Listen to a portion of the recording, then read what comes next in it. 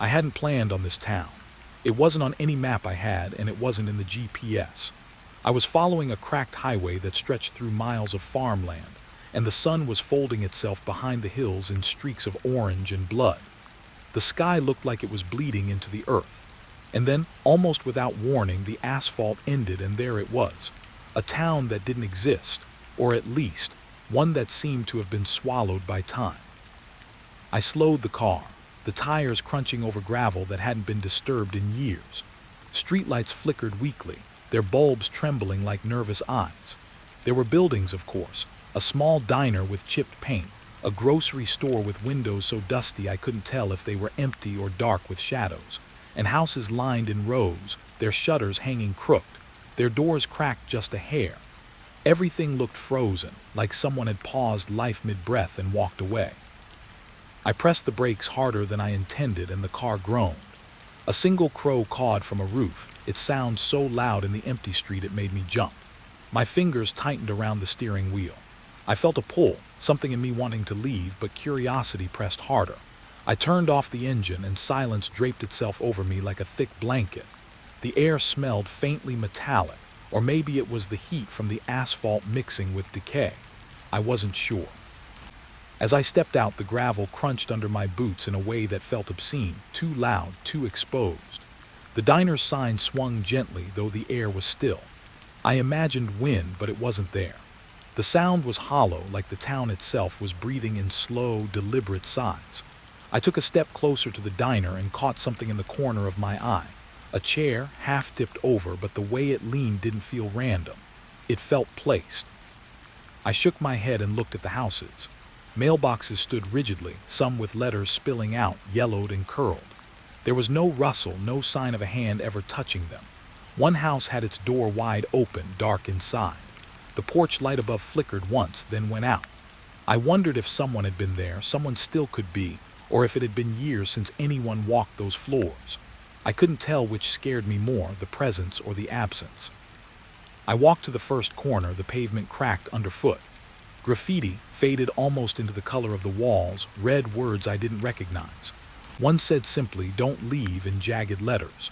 My pulse kicked up, but my brain whispered it was just a prank. Still, I noticed every other wall was spotless. No signs of life, no cars, no footprints, just stillness. And yet I couldn't shake the feeling that eyes were on me. The diner door was old wood, warped and creaking under my touch. I pushed it and it moved, but not enough to enter. The bell above jingled faintly, though it should have screamed if it worked at all. Inside, the air was heavy, thick with dust. Tables were stacked like corpses in neat rows. A menu hung crooked, its paper brittle, listing items that had surely rotted years ago. And yet there was a cup on the counter, black rimmed and chipped, as if someone had just set it down and walked away. No fingerprints, no coffee, just the cup. I stepped closer to the counter, and my shadow stretched across the floor, though it felt wrong, too long, too sharp. The chairs seemed to lean toward me, the room contracting slightly, though the walls didn't move. I felt my heartbeat in my ears. Somewhere far off, I thought I heard a shuffle, a footstep, soft and deliberate, and my body jerked, but nothing appeared. I told myself it was my imagination. The town had a way of making your imagination bleed into reality. Outside again, the sky had deepened into a bruised purple. The first stars were bleeding through, tiny points of light over the buildings. I noticed the street signs were all broken. Stop signs bent backwards, speed limits missing numbers, names of streets I'd never heard. One said Cedar Hollow, another Marrow Lane. Both sounded like places that had stories, secrets, and maybe even sins. I took a step forward, gravel shifting under my boot. Stopped abruptly. From the end of the street, a shadow moved, or maybe it didn't. It was a shape vaguely human, too still to be alive, yet too intentional to be ignored. I squinted. It didn't move like someone walking. It was more like someone had pressed their hand into reality and waited. My stomach knotted. My instincts screamed to run, but curiosity held me in place. Who or what was still here? Why had everyone left? And more importantly, what happened that day no one returned? I found a newspaper lying in the street, yellowed and stiff. The headline read, "Entire town evacuates overnight, cause unknown." The date was over a decade old. My fingers trembled. The paper crumbled slightly under my touch, yet I felt its weight as if it carried years of silence. I glanced at the windows of the nearby grocery store. Shelves stood lined, dust thick, cans untouched. But one shelf seemed odd. It leaned as if something heavy had been removed just recently. A sudden thought struck me. What if this town wasn't empty because people left, but because something stayed? I turned, scanning the houses again, and that same prickling sensation crawled over my skin. I could swear I saw curtains twitch in the top window of the house with the wide open door. Not a breeze, not a shadow from the street. Something moved inside. I blinked. It stopped.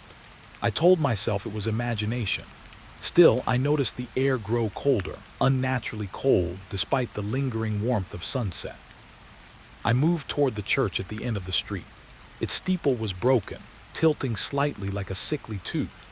Windows were dark, stained glass shattered in places, shards sparkling faintly in the dying light. I imagined the sound of a choir, voices rising and falling in some ritual I wasn't meant to hear. A bell hung in the tower, rusted, unmoved, yet I imagined it ringing softly once, as if in warning. The street behind me seemed to grow quieter, or maybe it had been quiet all along.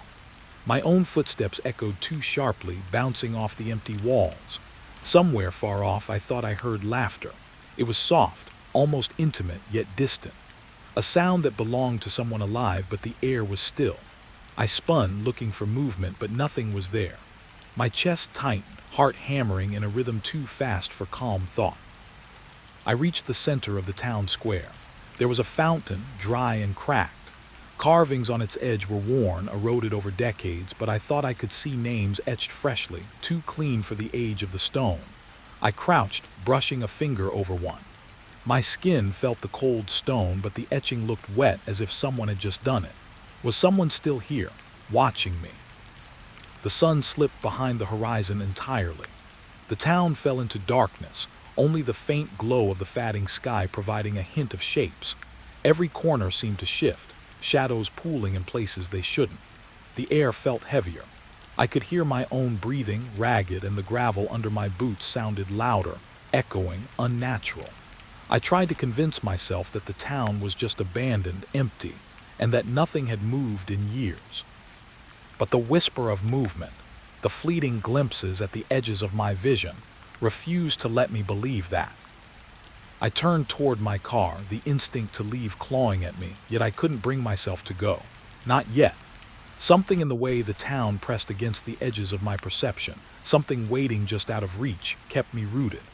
I felt a pull toward the open houses, toward the places where life, or something like it, had been paused mid-step. I wanted answers. I needed to know what had happened here, why everything had stopped. And as I stared down Marrow Lane, the shadows stretched longer, darker, as if the town itself was breathing, watching, waiting. The first night was beginning, and I realized I might not be alone after all. Something moved just beyond the edge of my sight. A shape that wasn't quite human, yet not entirely absent. I couldn't tell if it was there to welcome me or to keep me. I whispered to myself, though no one was there to hear, "What did you leave behind?" And then I stepped forward into the street, into the town, where silence wasn't empty, and darkness wasn't just night. I stepped off the cracked pavement and onto the dirt-strewn sidewalk, the gravel crunching underfoot far too loud in the heavy stillness. Each house I passed seemed to lean slightly toward me, their darkened windows like blind eyes tracking my progress.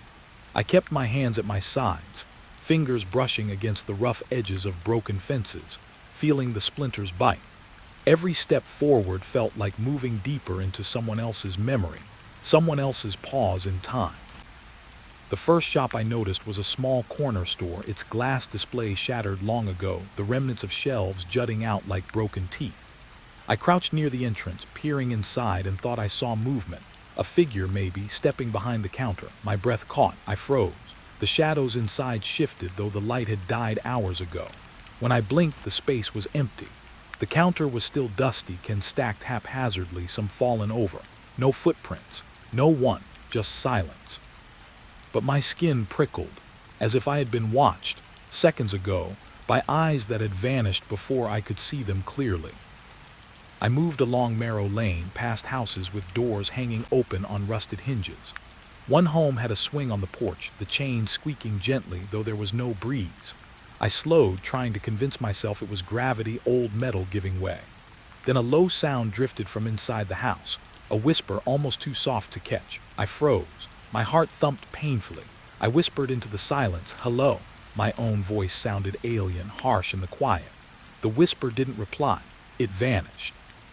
I tilted my head, scanning the shadows, and the swing stopped moving altogether. I found myself in front of a small bookstore, the windows opaque with dust. I pressed my hand to the glass. Fingerprints smudged the grime, but there was no one behind the counter. I leaned closer, noticing the titles stacked haphazardly on the floor. Then a soft shuffle like the turning of pages. I jerked back. Nothing. The books lay where they had fallen. I tried to rationalize it. Maybe a raccoon, maybe the wind. But the wind didn't move the air inside the sealed building. Something had been there, and it had retreated before I could see it. Houses on the next street were worse. The windows were dark, many boarded up, but some had curtains twitching slightly. Not a full breeze, not a shadow from the street. Something inside moved, subtle, deliberate. I felt my chest tighten. Every instinct screamed to leave, but I couldn't stop. Curiosity had me by the throat. I stepped closer to one of the houses, where the door was ajar. Dust motes floated in a single beam of fading light from the broken window, catching in the air like tiny specters. I could hear soft thumps upstairs, footsteps, something heavier. I swallowed hard. I climbed the porch carefully. Each board groaned under my weight, the sound loud, echoing into the emptiness behind me. The door creaked as I nudged it, revealing an entryway thick with shadows. Furniture lay toppled, books and papers scattered as if someone or something had left in a hurry. The smell hit me then. Damp wood, old smoke, something sour underneath it all. A whisper, almost a breath, skimmed past my ear. I spun. Nothing. The staircase ahead looked too steep, too dark, but my eyes were drawn upward.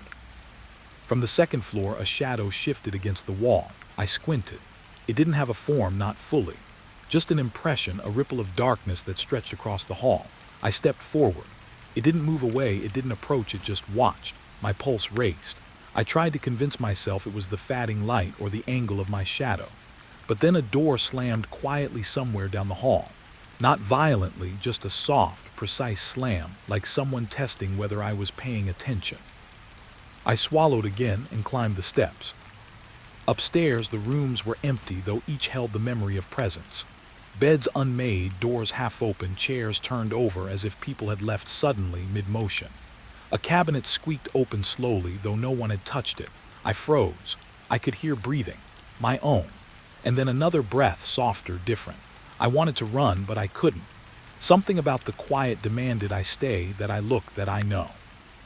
I stepped into a bedroom. Dust lay thick on the floor, but there were footprints leading to the window. I knelt, tracing the path with my eyes. They stopped at the sill. I leaned closer, peering outside into the narrow alley. The sun had vanished completely. The sky was a deep, bruised purple now, almost black. And then I saw it, or thought I did. A shadow slipping across the alley, a figure hunched and moving slowly. When I blinked, it was gone.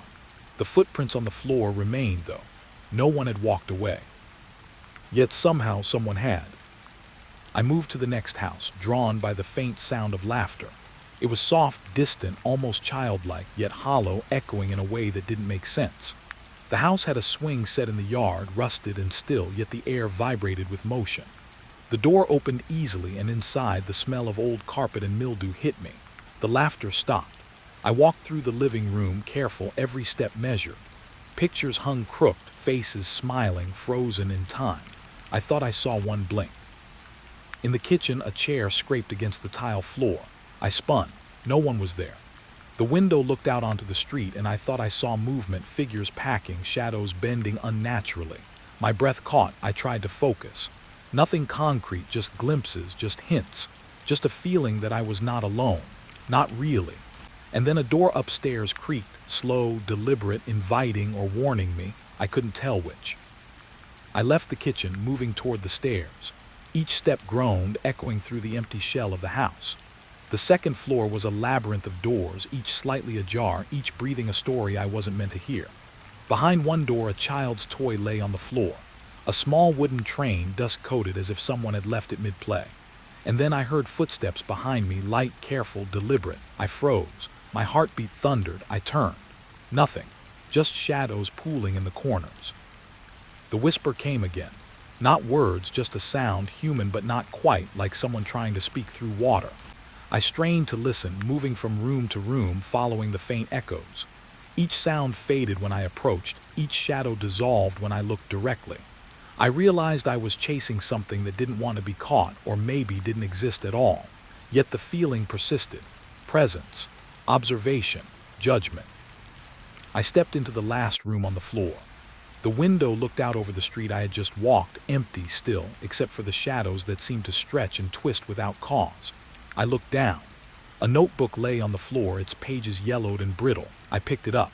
Scribbled inside were names, dates, notes about people who had vanished. Some I recognized from the newspaper I had found the night before. Others I did not. One page had only a single sentence: they never left. I dropped the notebook, the words searing themselves into my mind. My stomach turned. I realized the sounds, the movements, the shadows, they weren't random. They weren't echoes of the past. They were signs. Signs of a presence that lingered long after life had supposedly moved on. Signs that someone or something remained to watch, to wait, to continue whatever story had begun here. I backed toward the stairs, the air thickening around me, almost physical, a weight pressing down. Each room I passed seemed to whisper, sigh, remind me that I was an intruder. And as I descended, the soft scrape of shoes on wood followed me. I didn't look. I couldn't. And when I reached the front door, I stepped outside, heart hammering, and saw the street bathed in the faint glow of a new moon. The town was silent again. Too silent. The shadows that had danced inside the houses seemed to linger just beyond the streetlights. And as I looked back toward the alley where I had seen the fleeting figure, I knew it hadn't left. It had been waiting, patient, watching me, measuring whether I would see too much, know too much, or stay too long. I walked to the car, boots crunching over gravel, every sound exaggerated, and started the engine. The headlights barely cut through the darkness. Yet even as I drove down the cracked highway, I could feel it behind me in the periphery, stretching, reaching. And I knew the streets would not let go. Not fully. Not ever. Because the town was not empty. Not really. I found the library first by accident. A squat brick building with its windows clouded by age and dust. The door hanging open as if it had been waiting for someone, anyone, to walk inside. The air inside smelled of old paper and mildew, a thick, heavy scent that clung to my clothes as I stepped over broken tiles. Shelves leaned crookedly, books and folders spilling across the floor. Some had rotted beyond recognition. Others looked as if they'd been handled just yesterday. I bent down to pick up a folder, the label faded, almost illegible. Missing Persons, Cedar Hollow. The first clipping was yellowed, edges curled.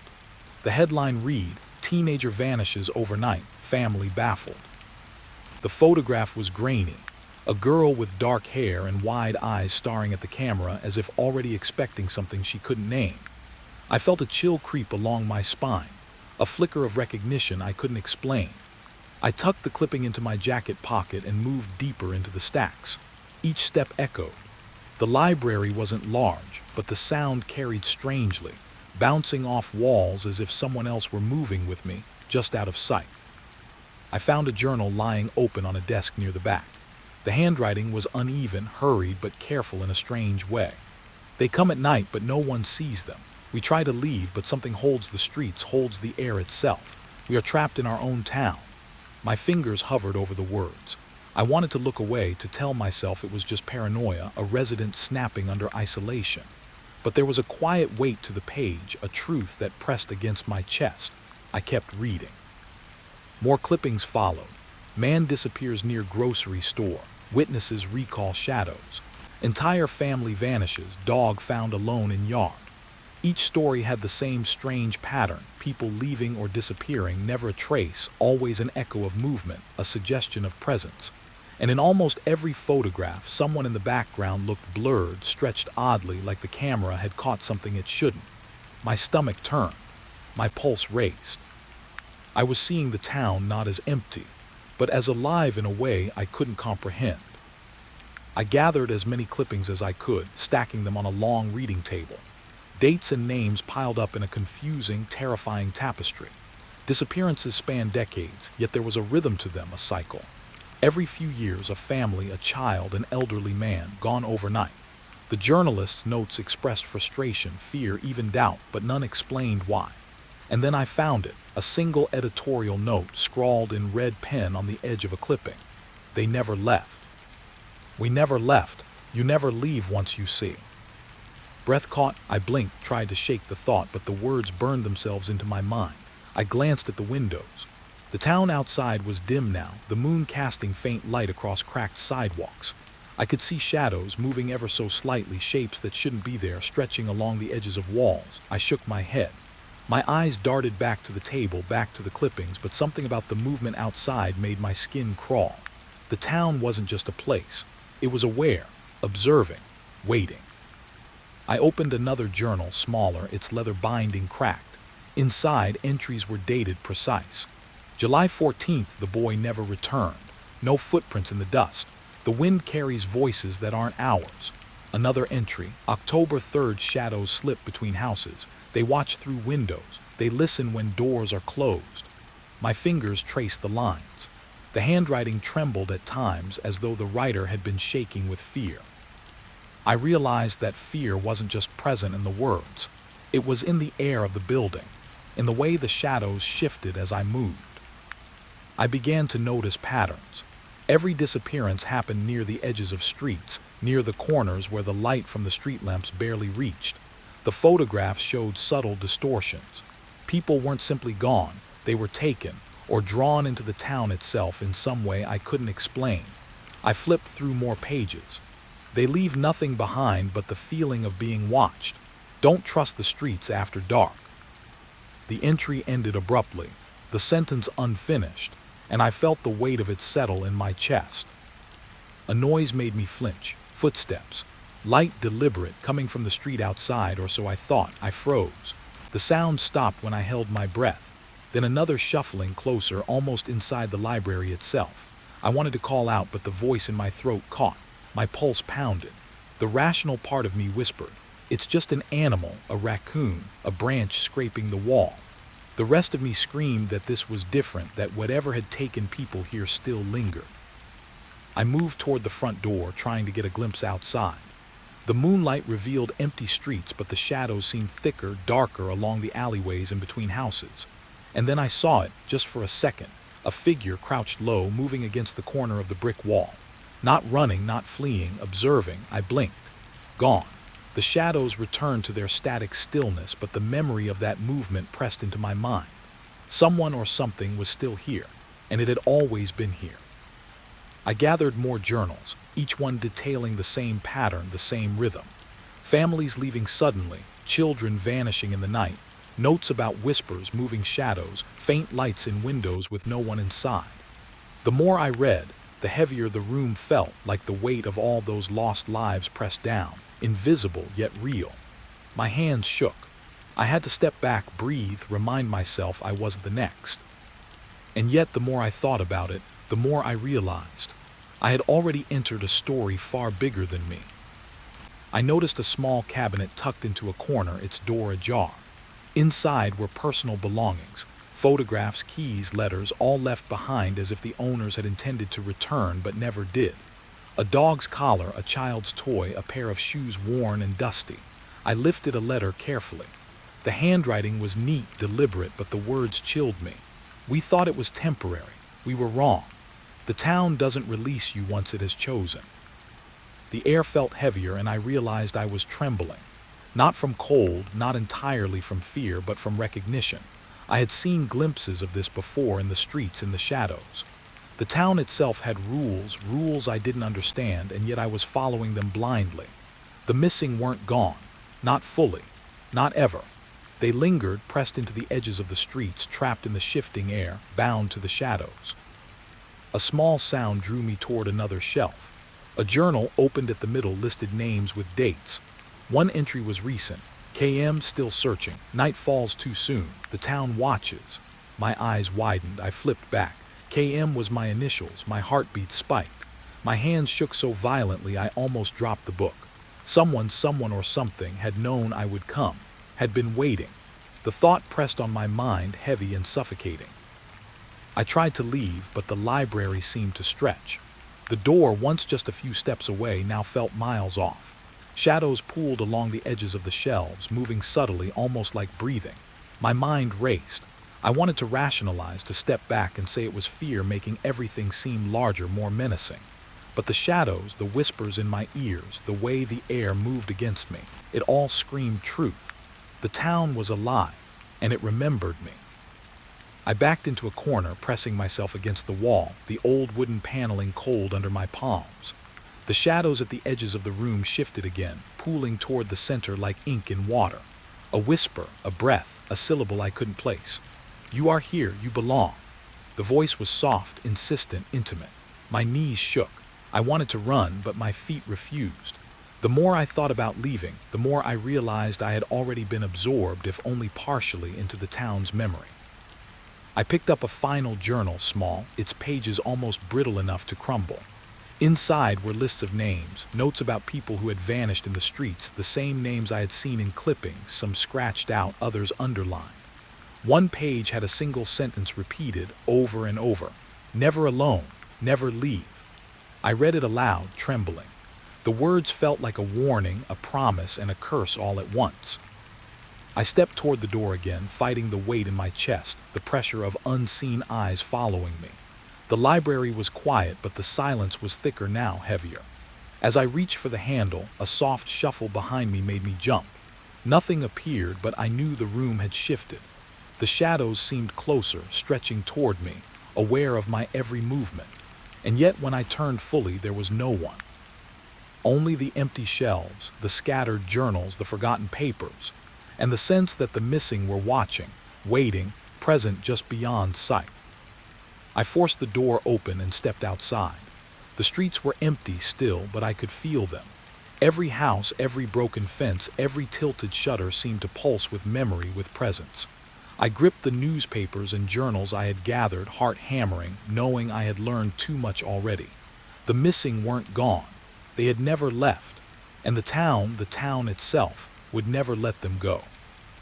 I walked back toward the square, the moonlight casting faint, wavering shadows across the cracked pavement. The streets felt longer, deeper. As if the town had grown while I read, absorbing me into its history. And somewhere behind me, I thought I heard footsteps again, soft, deliberate, counting me as I walked, reminding me I was only partway through the story. Night fell quickly, darker than I expected, swallowing the streets whole. The last remnants of moonlight had faded, leaving the square cloaked in shadows so thick they seemed to press against my skin. The air felt heavier, like it was holding its breath, watching me as I stepped onto the cracked pavement. Every footstep sounded too loud, the gravel under my boots snapping sharply in the oppressive silence. I told myself it was just the quiet of an abandoned town, but my chest told me otherwise. I paused in the center of the square, trying to take it in. The fountain stood dry and crumbling, its edges jagged and rough. The carvings were barely visible in the moonless night, but I could feel their shapes pressing against my awareness, as if the stone itself remembered something terrible. The benches around it were overturned, some splintered, and I noticed tiny footprints leading in and out, some fresh, some faded, layered over one another. They didn't make sense.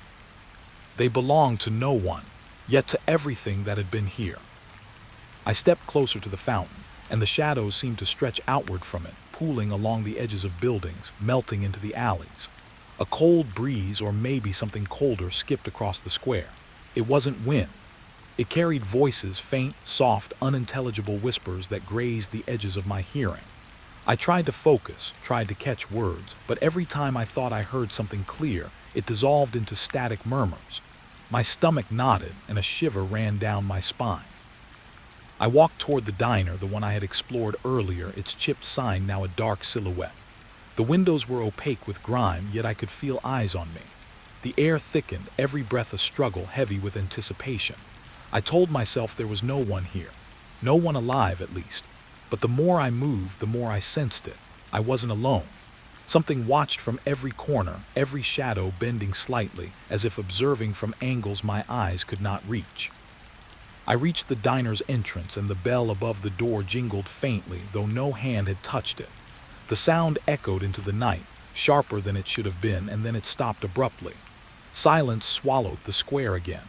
I pressed my hand to the doorframe, feeling the wood tremble under my touch. Not the building. Something inside me trembled too. Something in the square reacted. A soft scraping came from across the street. I froze.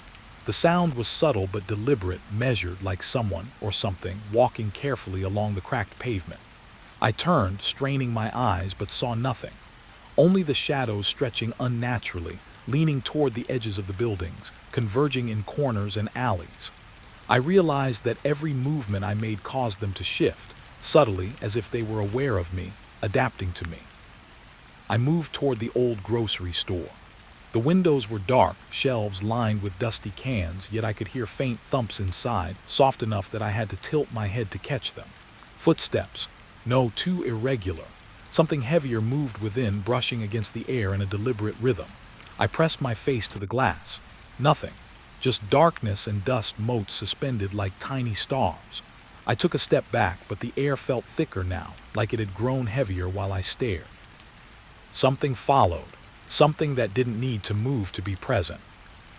I walked along the street toward the town hall at the far end of the square.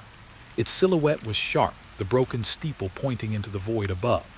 The windows were dark, the doors boarded, yet I could hear faint scratching from inside. Not a door, not the wood, but something deep inside, moving, shifting. My pulse thumped in my ears.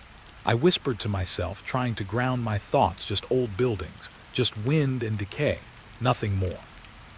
Yet the whispering returned, brushing past my ear closer, layered with soft breaths that weren't mine. I stopped in the center of the street and listened. The square felt alive. Each alley, each corner, each building seemed to exhale quietly, softly, but deliberately. I could feel it pressing, weighing on me, the sensation of invisible eyes tracking every motion, every hesitation. The shadows were no longer passive. They were entities of intent, folding themselves into corners, pooling along walls, waiting for me to see too much, or too little. I moved to the steps of the town hall. Each step groaned under my weight. I paused midway. The whispers grew louder, brushing words against my consciousness. "You shouldn't be here, you belong." My breath caught and I swayed slightly. I wanted to run, to escape into the darkened alleys, but my feet refused. The voices didn't shout. They didn't scream. They insinuated. They threaded through my mind like smoke, persistent, intimate, knowing my fears before I did. A shadow shifted across the cracked windows of the hall. I leaned closer. It didn't belong to anyone or anything I had seen before. It wasn't human. It didn't move naturally. Yet it reflected understanding, recognition. The air around me grew colder, and I felt the pulse of the town itself, slow, deliberate, as if the streets were beating in sync with my fear. I stepped back. The shadow didn't move. It just waited, patient, calculating. I glanced at the fountain again. The footprints had changed. Not physically, but in the perception of my eyes. New ones had appeared where I hadn't noticed them before, leading toward alleys I hadn't walked. And for a moment I felt a terrible recognition. The town kept adding, adjusting, shaping itself around me, guiding me, testing me. Each shadow, each whisper, each shift in the night had a purpose. I realized the square wasn't just empty. It was conscious. It had rules, and I was trespassing. A sudden sound drew my attention. A single, deliberate knock echoing from one of the boarded houses. I spun toward it. Nothing. The house remained still, the boards nailed tight. I stepped closer. Another knock, this time behind me, softer, closer. I whirled again. Nothing. My pulse raced. The whispers twisted into a subtle laughter, almost human, almost familiar, but distorted. It reverberated through my skull, making my teeth chatter, my vision swim. I stumbled forward toward the diner again, seeking some anchor, some familiar point. The bell above the door chimed once more, faintly, though still untouched. Shadows leaned inward from the street, pressing against the edges of buildings, curling along the walls. I could feel their gaze burning into me. The whispers grew, layering over themselves, brushing at the edges of my thoughts. Something in the square wasn't just watching. It was aware of me. It knew I had read the journals. It knew I had pieced together their history, and it didn't want me to leave. I crouched near the fountain, trying to calm my racing thoughts. The night seemed infinite, stretching beyond the square, beyond the streets, into alleys and rooftops I couldn't see. Each shadow, each whispered sound, each flicker of motion suggested presence. There was no wind, no breeze, only the heavy pulse of the town breathing around me, through me, into me. I felt the memories of the missing pressing down, their weight tangible, pressing against the soles of my boots, curling around my arms. A soft brush of air tickled the back of my neck. I spun. Nothing. Only the square, only the shadows, only the whispering walls. The whispers became clearer, almost articulate. Stay, watch, belong. My chest tightened. I realized I was being invited into a story that had no escape, that once begun could never fully end. The missing weren't gone. They were folded into the night, into the square, into the walls, waiting for the next observer. I looked toward the streets leading away from the square. They stretched into darkness, impossible to judge, impossible to measure. I could have walked forward, back to the car, back to the highway. But the square itself resisted, pressing against my mind, shaping my thoughts, bending my perception. The night had thickened around me. Each breath was a struggle, each blink a risk. The whispers ebbed and flowed, a tide pulling me deeper, toward knowledge I didn't want, yet needed. I noticed a window of the town hall, broken and dark, yet faintly reflective. I caught my own silhouette in it, but it wasn't right. My reflection lingered, twisted slightly, as if the square itself had reshaped it. I stepped closer. It mimicked me perfectly at first, then paused when I did. It hesitated, then smiled. Not me, something else. I jerked back, stumbling. The square seemed to sigh at my reaction, pressing closer, whispering closer. I walked toward the fountain again, circling it slowly, trying to measure, to understand, to find some logic. But there was none. The square wasn't a place. It was a presence. Shadows stretched unnaturally, corners bent slightly toward me, and every step I took echoed in layers I couldn't trace. The missing weren't victims, at least not fully. They were part of this consciousness, this memory of streets, this pulse of stone and shadow and whispered walls. And now I was part of it too, in some small way. I backed away, feeling the weight of the night pressing closer. My breath came in shallow, sharp bursts. The square seemed infinite now, impossibly wide, impossibly deep. And somewhere in a corner I hadn't noticed before, a shadow shifted, watching, waiting, deliberate. I couldn't see it clearly, but I could feel its awareness, probing, testing, measuring. The whispering walls carried its presence, threading into the square, into the air, into my mind. And then I realized the truth of the night. I could leave the square physically, walk away, drive away, escape the gravel and the broken streets, but I would carry it with me. Every shadow, every whisper, every missing face pressed into my memory, folded into my mind. The square wasn't just a place. It was a living, breathing memory, and now I was part of it. I took one last look around. The fountain, the overturned benches, the dry, cracked pavement, the shadows stretching along walls, they waited, patient, intent, and the whispers grew, layered over themselves, brushing my ears, threading into my thoughts. Stay, watch, belong. I stepped forward toward the edge of the square, and the night thickened. The shadows shifted. The walls whispered. And I knew, in a way that went deeper than fear, that the unanswered question wasn't if I would leave, but if the square would ever truly let me go. The gates groaned when I pushed them open, the sound echoing across the empty factory yard like a warning. I stepped inside, the gravel crunching under my boots, each step louder than it should have been. The night air was heavy, cold enough to seep through my jacket, but not so cold that it explained the chill crawling down my spine. Everything looked normal. Streetlights flickered faintly, their dull yellow glow spilling across cracked asphalt. Pipes ran along the sides of buildings, still and silent.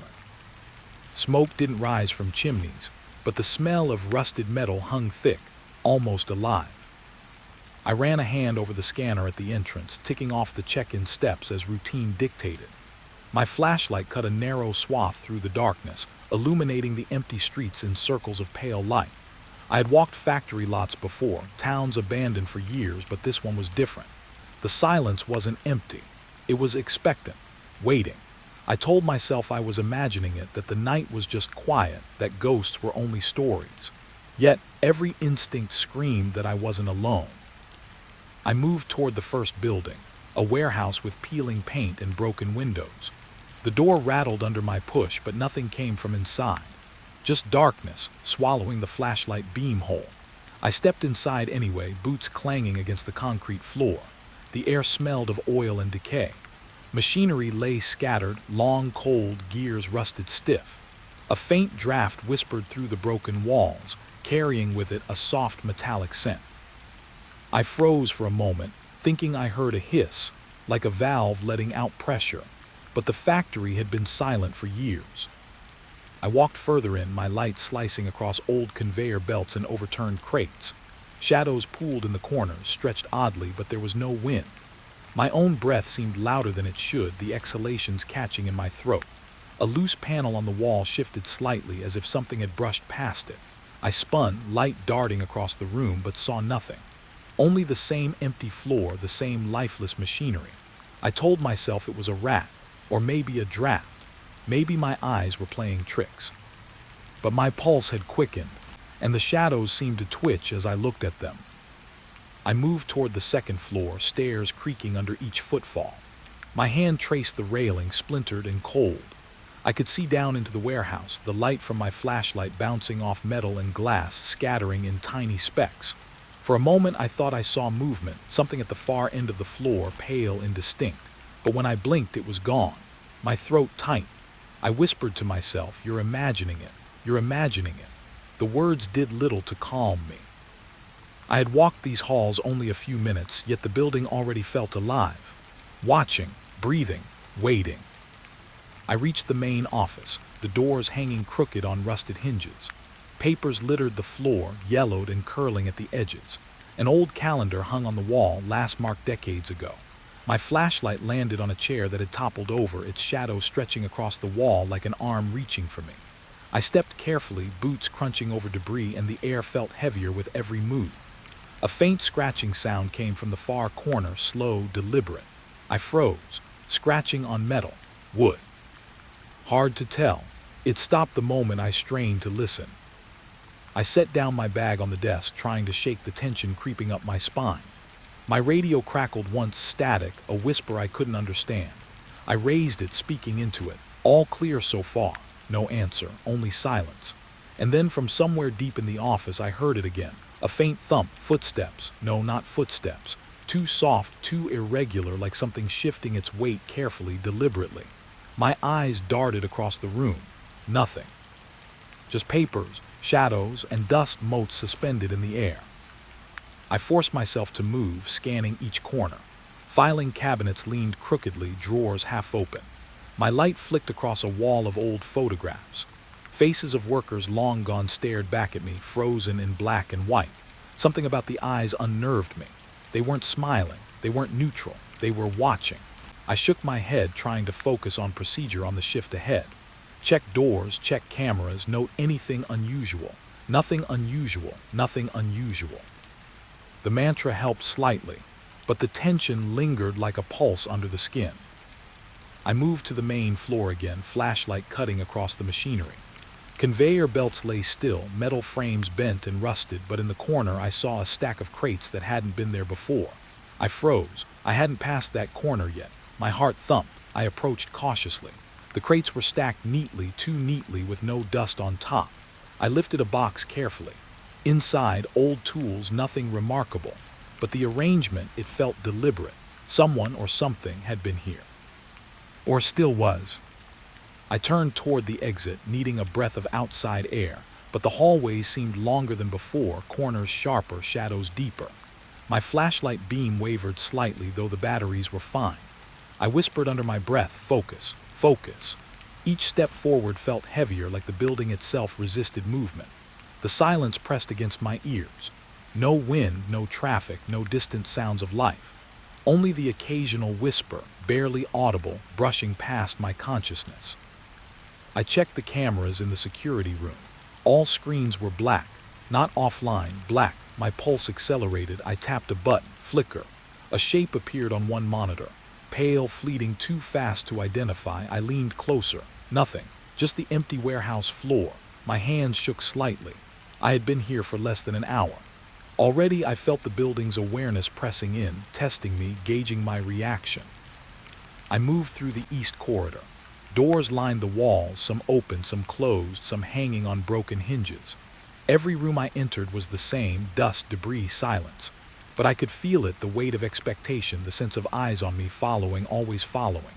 I stopped at a small break room. Tables overturned, a coffee pot shattered. Shadows pooled in the corners. And then I heard it, a faint whisper just behind my ear. A syllable I couldn't place. I spun, light sweeping the room. Nothing. Only the walls, only the shadows, only the air itself seemed to breathe around me. I decided to take a break near the main exit, leaning against a wall. My jacket was damp with sweat. The night felt heavier now, oppressive. The building had shifted subtly while I walked, hallways slightly longer, corners deeper. I couldn't see the exit as clearly as before, yet I remembered its position. My stomach twisted. The factory wasn't empty. It never had been. And somehow I knew it never would be. I ran through my checklist in my head. Check doors, check cameras, log entries, all standard procedure. Yet the ordinary routine felt wrong. The silence pressed against me. Shadows stretched along walls. Longer than they should, deeper, pooling in places the light shouldn't reach. Something in the building moved when I wasn't looking. Something that didn't breathe, didn't blink, yet was aware of me, counting me, measuring me. I exhaled slowly. Focus. Breathe. I turned to the exit again. My flashlight beam landed on a corner where dust swirled slightly, though no wind stirred it. Movement, perhaps. A memory of something I couldn't place. My pulse thumped. I shook my head, trying to shake the feeling of eyes in the dark. The night was long. The shift had just begun. And I had the sinking certainty that everything here, walls, floors, shadows, knew I had stepped inside. I took my first steps out of the main hall, heading for the yard. Gravel crunched under my boots. The gates loomed ahead, open but distant, stretched by the night. And as I walked, I felt it, a presence brushing along the edges of my awareness, threading through the silence, whispering, waiting. A building alive, watching, remembering, knowing I had begun my first night, and that nothing would be quite the same from here on. I had barely settled into my routine when the echoes began. At first, I thought it was nothing, just the groan of old machinery, the pipes contracting in the chill of the night. But the sounds were too deliberate, too patterned. I heard the hiss of a valve releasing, the clatter of a metal tool dropped, a muffled laugh, faint, almost lost in the shadows. My heart thumped. I froze, trying to pinpoint the source, but the sounds didn't belong to any single place. They came from everywhere and nowhere, layered across the empty factory like a memory replaying itself. I lifted my flashlight and swept across the warehouse floor. The beam landed on a conveyor belt, long rusted and silent. No movement, yet the sound of machines whirring and gears grinding echoed faintly through the air like a radio playing an old recording. I crouched to touch the belt. Cold metal. Dead. The echoes persisted. It was as though the factory itself remembered the rhythm of work from decades ago, pressing it against the night, letting it bleed into the present. I took out my notebook, feeling an odd compulsion to document everything. The time, the location, the intensity. If this was a trick of my mind, maybe writing it down would anchor me. If it was something else, I didn't want to forget a single detail. At 10:03 p.m. near the east corridor, a series of soft footsteps sounded, then a faint scraping like boots against concrete. No one appeared when I turned. I wrote it down carefully. 10:07 p.m. near the machinery pit, the low hiss of metal venting. I tried to trace it, follow it, but the sound faded before I could move. The voices came next, faint, overlapping, distant yet close. I could hear snippets of conversation. "Did you finish the order?" one voice asked, then laughter. Another, "Watch the belt, don't let it jam." Too many voices layered together, speaking in fragments, in accents from another time. I could imagine them, workers from decades ago, moving through the factory, unaware of how long their echoes would linger. Their presence pressed against the walls, threaded into the air. I raised my radio, speaking softly. "This is odd. No one should be here," the static hissed almost in reply. I began mapping the noises, drawing crude lines across my notebook. The hallways were long and twisted in shadows, but the echoes marked them clearly. West wing near the loading bay, 10:15 p.m., a soft scraping like someone dragging a box. 10:22 p.m. near the stairwell, muffled laughter, faint, almost taunting. The more I documented, the more precise I became in my listening, tracking each sound as though the factory itself were a clockwork of memories. Each echo felt alive, deliberate, orchestrated to be heard in a certain place, at a certain time. The most unsettling were the whispers, not commands, not conversation, but fragments of thoughts intimate and impossible. "Don't leave me," one whispered. Another, "I can't stop it." I froze, spine stiff. The words were human, unmistakably so, yet carried a weight that wasn't of this time. I traced the sound to the break room. I had checked it earlier. Empty. Dust motes danced in the flashlight beam, silent witnesses. I crouched, hand on the floor. Nothing moved, nothing breathed, yet the whispers persisted. I realized then that the factory didn't just echo machinery and voices. It echoed events, incidents, failures, accidents. I could hear the clang of a crate tipping over, followed by the frantic shout of a man, no, a boy, cursing as his hand caught between rollers. A scream cut off abruptly, swallowed by the walls. My stomach knotted. I jotted it down. 10:33 p.m. West Corridor, faint scream. I had no proof anyone had ever been here at that time, but the echoes insisted, leaving me shaken yet compelled. I moved to the stairwell leading to the second floor. Each step groaned under my weight, but I also heard steps that weren't mine, lighter, skittering above me, circling the floor above. I stopped, listening. The echoes traced my movement, mirrored it. I shifted left, and the soft steps shifted as well, maintaining a distance, deliberate. Not a shadow, not a projection, something else. Something that remembered how I moved, how I breathed. I felt a prickle at the base of my skull, a sense that the factory was alive. Not in the way a building is alive, but in the way a mind remembers every small detail. I reached the office wing. Filing cabinets leaned crooked, drawers half open. I scanned the floor with my light. Papers fluttered slightly, though there was no breeze. And then I heard it, a voice, soft, clear, precise. "You shouldn't be here." I spun, flashlight slicing across the walls. Nothing, only shadows, only the hum of unseen machinery. The voice came again, a whisper this time, closer, brushing the back of my neck. I turned sharply. Empty hallway. My pulse raced. I wrote the time. 10:49 p.m. Office hallway, voice whispering warnings. The echoes began layering over themselves. A conversation in one corner, the hiss of steam in another, the clang of metal farther down the hall. They overlapped, creating a surreal, almost musical pattern of memory and sound. My notebook became a map of the intangible, tracking where the echoes converged, where they faded. Some were so faint I could barely hear them, like a memory just beyond consciousness. Others were sharp, jarring, pulling my attention. And every time I tried to rationalize it, a new sound appeared, untraceable, breaking the pattern. I paused near the loading dock. Moonlight spilled through broken windows, casting long, fractured lines across the concrete. A soft footstep sounded behind me. I spun. Nothing. I squinted into the shadows. Then the scraping returned, soft, deliberate, moving along the edge of the wall. I followed it cautiously, flashlight beam sweeping. The movement stopped when I approached, as if the sound had been waiting for me to witness it, and now it didn't need to continue. I exhaled slowly, trying to ground myself. The night was stretching, folding itself around me, and I could feel the echoes watching my reactions. I made my way back toward the main hall. Each echo seemed to pull at my focus, creating patterns I couldn't fully trace. Whispers from decades ago, machinery sounds long silenced, footsteps of workers who had vanished into history. All coexisted here, waiting for someone to notice. I began numbering them in my notebook, each line a record of sound, location, and timing. I realized with a chilling clarity, someone or something was testing me, seeing if I could track it, understand it. The echoes weren't random, they had intent. I paused near a conveyor belt I had passed earlier. The belt was dead, rusted, silent. And yet as I leaned close, I could hear it moving, humming faintly, the metal grinding softly against itself. I felt my stomach twist. The past wasn't past here. It wasn't history. It was present, layered, alive, and it reacted to my attention. I traced the belt's length with my light, watching for anomalies.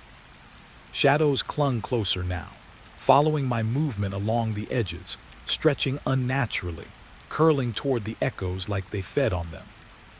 The most unnerving sound came last. A low, continuous hum, barely perceptible, vibrating through the concrete floor. It felt old, ancient, almost like it had been imprinted into the factory itself. I crouched, pressing a hand against the floor. The hum resonated through my palm, threading into my chest, unbalancing me. I wrote it down.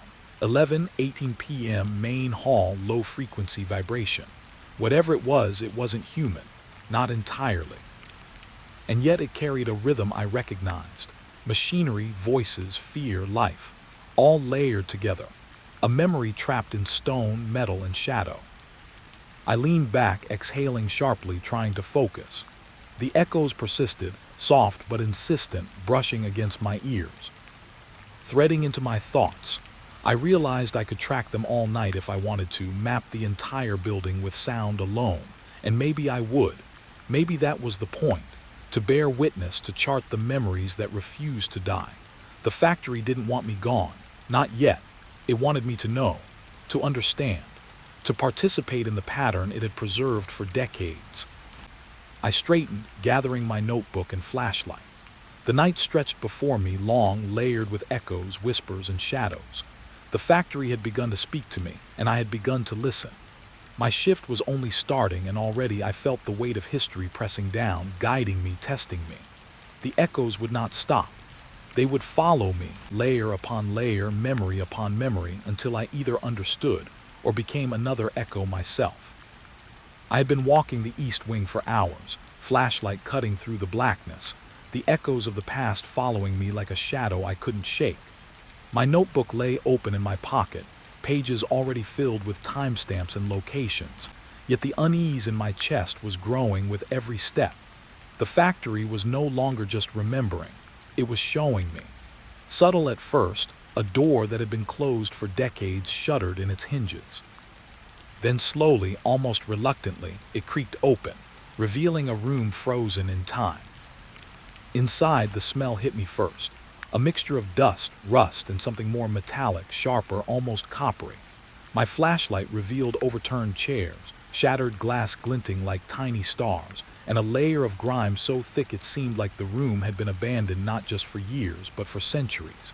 Yet the arrangement of objects, the chaos, and the marks on the floor suggested something else. People had been here. And not just people, something had ended here. I stepped inside carefully. The floorboards groaned, but I was too aware of the walls, the ceiling, the shadows that seemed to lean in closer with each movement. My light landed on a file cabinet, its drawers half open. Inside, I found documents, brittle and yellow, detailing incidents, names, and dates I didn't recognize at first. But as I flipped through, the pattern emerged. Disappearances, reports filed and ignored, warnings overlooked. The factory had been silent witness to a series of crimes that no one had ever solved. And somehow, I felt like it was showing me. I paused at a table. Papers scattered across it bore scrawled handwriting, frantic and unsteady, recounting events in real time, or so it seemed. A man or a woman documenting what they saw, pleading for recognition, perhaps hoping someone would believe them. I read a line aloud. "They come at night, but no one sees. Only the walls remember." My throat tight. I could feel it now, the same presence I had sensed in the echoes, the watching. Not just past memories, but something aware, moving through the building, waiting for me to notice. A noise made me jump. The door behind me, the one I had entered through, creaked violently and swung shut with a finality that made the hinges whine. I spun, flashlight shaking. Nothing moved, but the air had changed. It pressed against me, heavy and insistent, as if the room itself had inhaled, holding me in place. My pulse raced. I realized I was not alone. Not physically, perhaps, but in some way, I was not the only living thing in this space anymore. I moved to the corner where a wardrobe had been left ajar. My light fell on its interior, revealing worn coats, boots, and what appeared to be personal belongings untouched by time. Shoes lined up neatly, a scarf draped over a hook, a small journal peeking from a drawer. I reached for it, hesitated, then opened it. The entries were brief, fragmented, written in fear. I saw them. They are here. The others gone. The handwriting trembled. Each page carried a sense of urgency, of dread, as if the writer knew the end was near but could not escape it. I scribbled the details into my notebook, compelled to record everything. A sudden draft swept through the room. I shivered, tightening my coat around me. I was certain the doors had all been locked when I entered, and yet I could feel the breeze moving as if guided by unseen hands. Another door across the hall shifted. Slowly it inched open, revealing a stairwell that led down into darkness. The smell of mildew and decay hit me, stronger this time, mixed with that same metallic tang of something gone wrong. My instincts screamed to leave, but curiosity anchored me, a weight I could not escape. I descended carefully, flashlight illuminating the stairwell in trembling arcs. The air grew colder with each step, my breath forming visible puffs. I could hear the faint scuff of my shoes echoing and something else. A whisper, so low I almost convinced myself it was the wind. Don't follow. My stomach churned, yet I continued. There was a pattern here, a story the factory wanted me to uncover, and each open door was a chapter, waiting to be read. At the bottom I found a small room, its door hanging by a single hinge. Inside, the remnants of past horrors were unmistakable. Bloodstains long dried and darkened into almost artistic streaks. A chair tipped over as if someone had struggled, and walls marked with scratches, frenzied, desperate, human. I swallowed hard, flashlight trembling in my hands. Whoever or whatever had been here had left no witness. And yet the factory had preserved it, frozen in time, waiting for someone to see. I began to catalog the details, writing the precise locations of stains, scratches, and scattered objects in my notebook. Each note felt like a confession, a testimony of events long silenced. And as I wrote, I became aware of a subtle shift in the room, a feeling that I was being observed from angles I couldn't see. Not just watched, but studied. The shadows deepened, moved subtly, aligning themselves along walls, corners, and crevices. They were not just absence of light, they were active, aware. A soft sound drew me toward another doorway at the far end of the hall. My hand reached for the handle. It was locked, yet it shivered under my touch. Slowly, impossibly, it swung open. Inside, a small office appeared, completely intact. Papers lay on the desk as if someone had left in a hurry. A typewriter rested there, keys stained and sticky, a single sheet of paper half fed through. I approached, curiosity pushing me past the fear. The words typed across the paper were simple: "You see too much." I stumbled back, heart hammering, flashlight shaking. Someone or something had left a message, not for the past, but for me. I left the office and retraced my steps, doors swinging open of their own accord behind me, as if marking my path. Each room held echoes of events, reminders of lives abruptly ended, secrets never revealed. I realized the pattern was more than physical. It was intentional, designed to lead me somewhere, or perhaps to make me notice the things the factory had chosen to keep.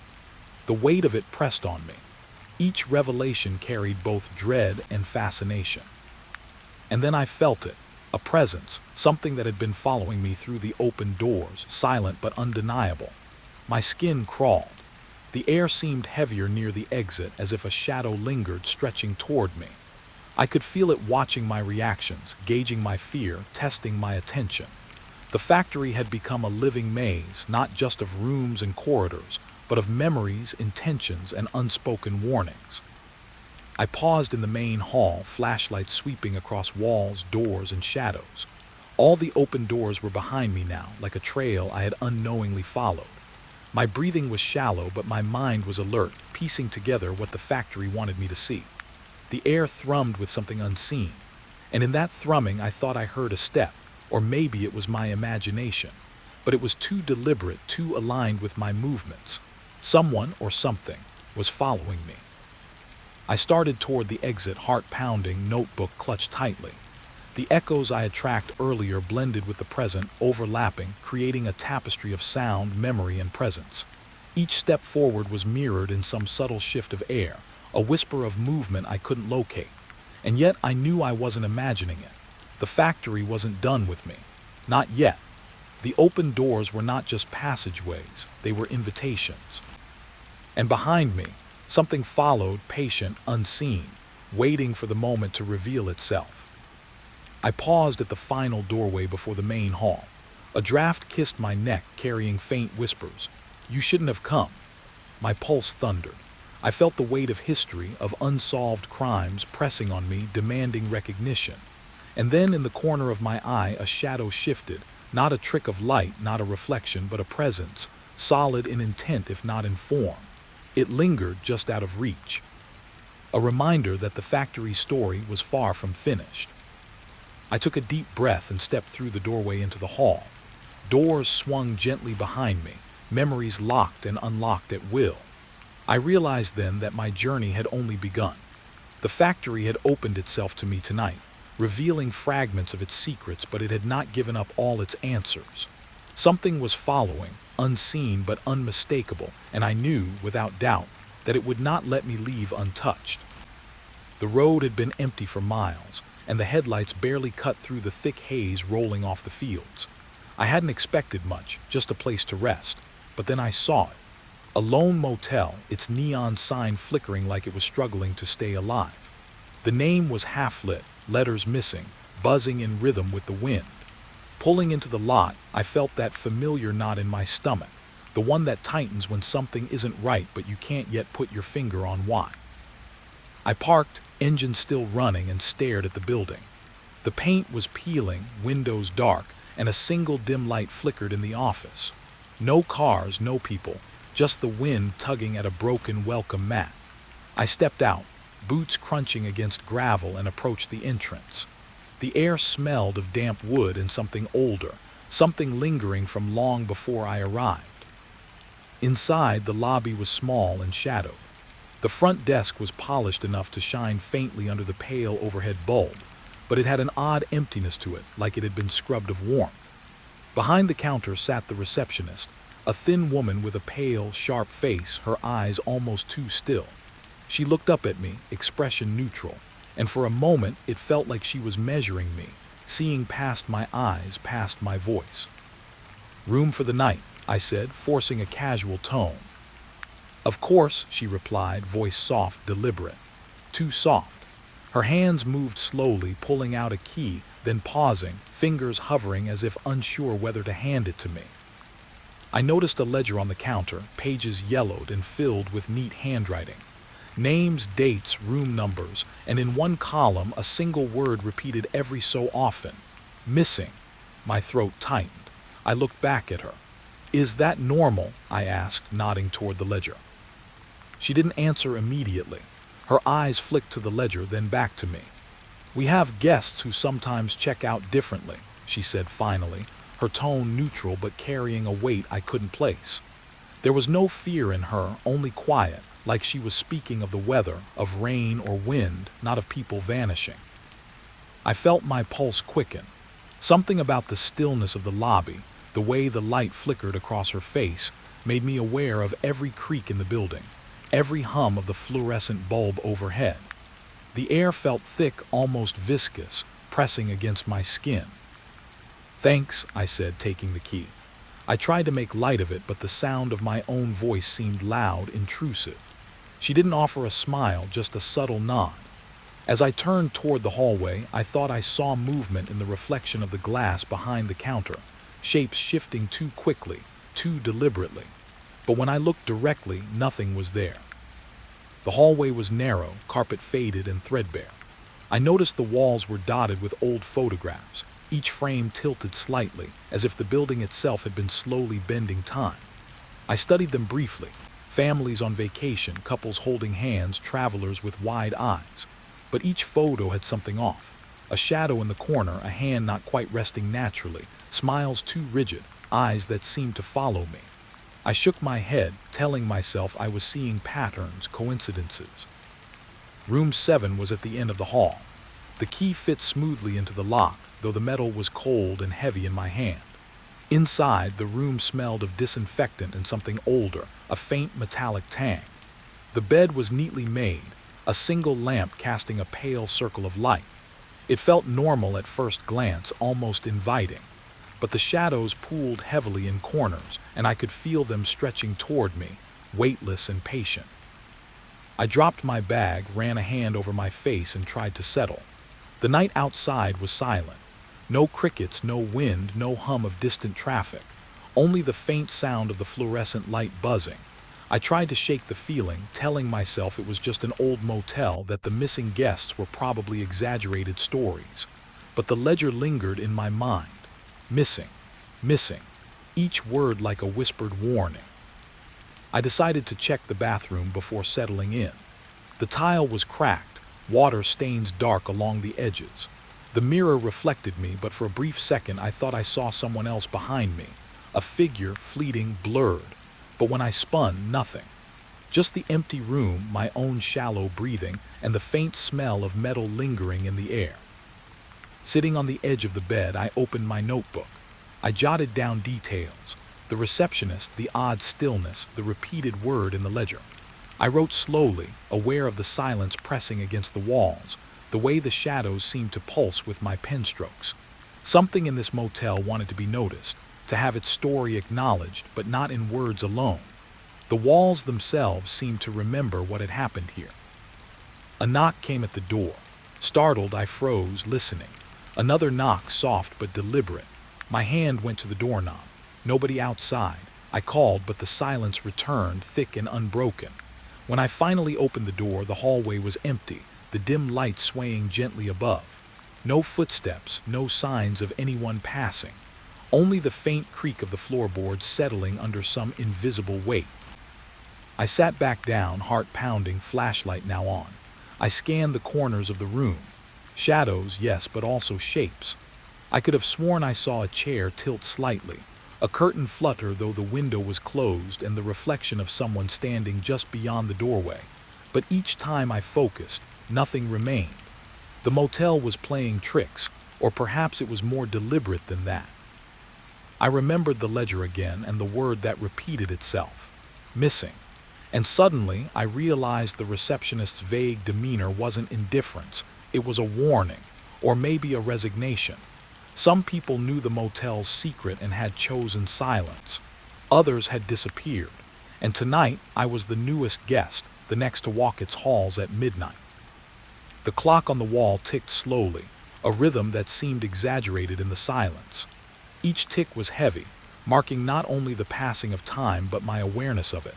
I couldn't shake the feeling that the walls were leaning in, listening, waiting. And with every passing minute, the motel's history pressed closer, brushing against the edges of my mind, threatening to pull me into its long, dark memory.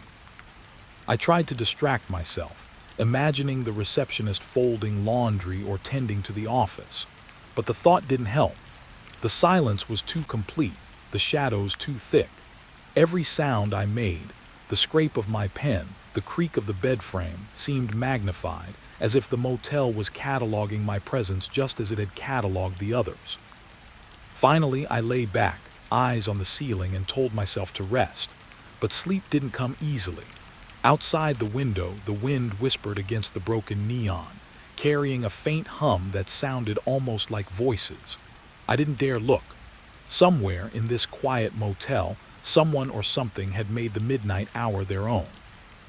And as my eyelids grew heavy, I realized that nothing here was ordinary. Not the reception desk, not the ledger, not the rooms, and certainly not the silence that stretched like a living thing around me. And yet there was no overt threat, only observation, only the knowing that I had entered a place with stories, long and dark, that refused to leave. Stories that might reach for me in the night, patient and patient, waiting until I could no longer ignore them. Sleep came in short bursts, punctuated by the faintest of sounds: a chair scraping, a whispering creak, a soft sigh of air moving through the cracks. Each time I held my breath, hoping it was nothing, yet fearing it was something. And as the clock edged closer to 2 a.m., I realized that the night had only begun. and that the motel's quiet history had not yet revealed its true shape. I didn't know what I would find in the hours ahead, only that I had arrived at midnight, and whatever the motel remembered, it was ready to show me, slowly, carefully, piece by piece. I didn't want to go to room 13. The number alone had a weight, a heaviness I couldn't shake, but the receptionist's motion was firm, deliberate. No warning, no hesitation. Just the faint metallic click of the key, the way her eyes lingered on me, unblinking, as though she were watching the moment I stepped inside, and then it was over. The door creaked when I turned the knob, a long, drawn-out sound that seemed to echo down the hallway and back again, as if the walls themselves were listening. I stepped in, and the air hit me first, thick, sharp, with a bitter tang of smoke and something older, darker, a coppery bite that made my stomach twist. It was faint but undeniable. Something had happened here, something I didn't want to know, and yet already I felt its memory pressing against me. The room was dim, lit only by a single lamp on the nightstand. Shadows pooled heavily in corners, black and thick like spilled ink. The bed was made, but the blanket had a strange stiffness, as if pressed down with weight that hadn't lifted in years. A chair sat near the window, perfectly upright, yet the back leg quivered ever so slightly when I glanced at it. I swear it moved on its own. I set my bag down, every creak of the floor sounding impossibly loud. My eyes kept darting across the room, trying to reassure myself that nothing was there. Yet objects shifted subtly. A book on the dresser had slid half an inch. A pen rolled across the desk without a touch. My pulse jumped with every minor movement, every suggestion that the room wasn't simply empty, it was alive. I approached the dresser. The drawers were closed, handles worn smooth with age. My fingers hovered over the top one. Then, without warning, it slid open a fraction, a slow, deliberate motion, revealing folded papers yellowed and curling at the edges. I froze. My hands didn't move. I felt my chest tighten, the walls seeming to press closer, the lamp flickering once, twice, then steady. The papers were not just random scraps. They were notes, sketches, records, handwriting that was neat, almost obsessively so, but the content made my stomach churn. Mentions of guests who had checked in and never left, accounts of arguments, threats, and blood. The words weren't explicit, but the implication was clear. These weren't stories, they were records. Chronicles of events that had unfolded inside this room, events no one outside had noticed. I swallowed, forcing my hand to reach out and touch one of the papers. The moment my fingers brushed it, a faint sound came from the corner of the room, soft, deliberate, a shuffle, a whisper of movement. I turned sharply. The chair by the window had tilted slightly, though there was no wind, no visible cause. I blinked, questioning my senses. Had it been a trick of light, the flicker of the lamp, my own imagination? Maybe. But then the curtain at the window shifted, the fabric brushing against itself, and I knew it wasn't imagination.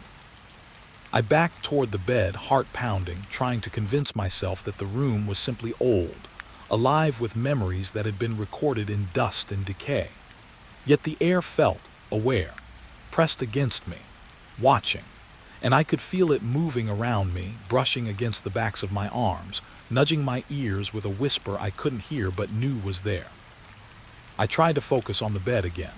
The blanket seemed to quiver, a faint ripple as if something beneath it had shifted slightly. I told myself it was nothing, that the room was empty and I was just uneasy. But the smell of old smoke and iron lingered, thick and pungent, and with it came the weight of memory, the sense that what had happened here wasn't simply past.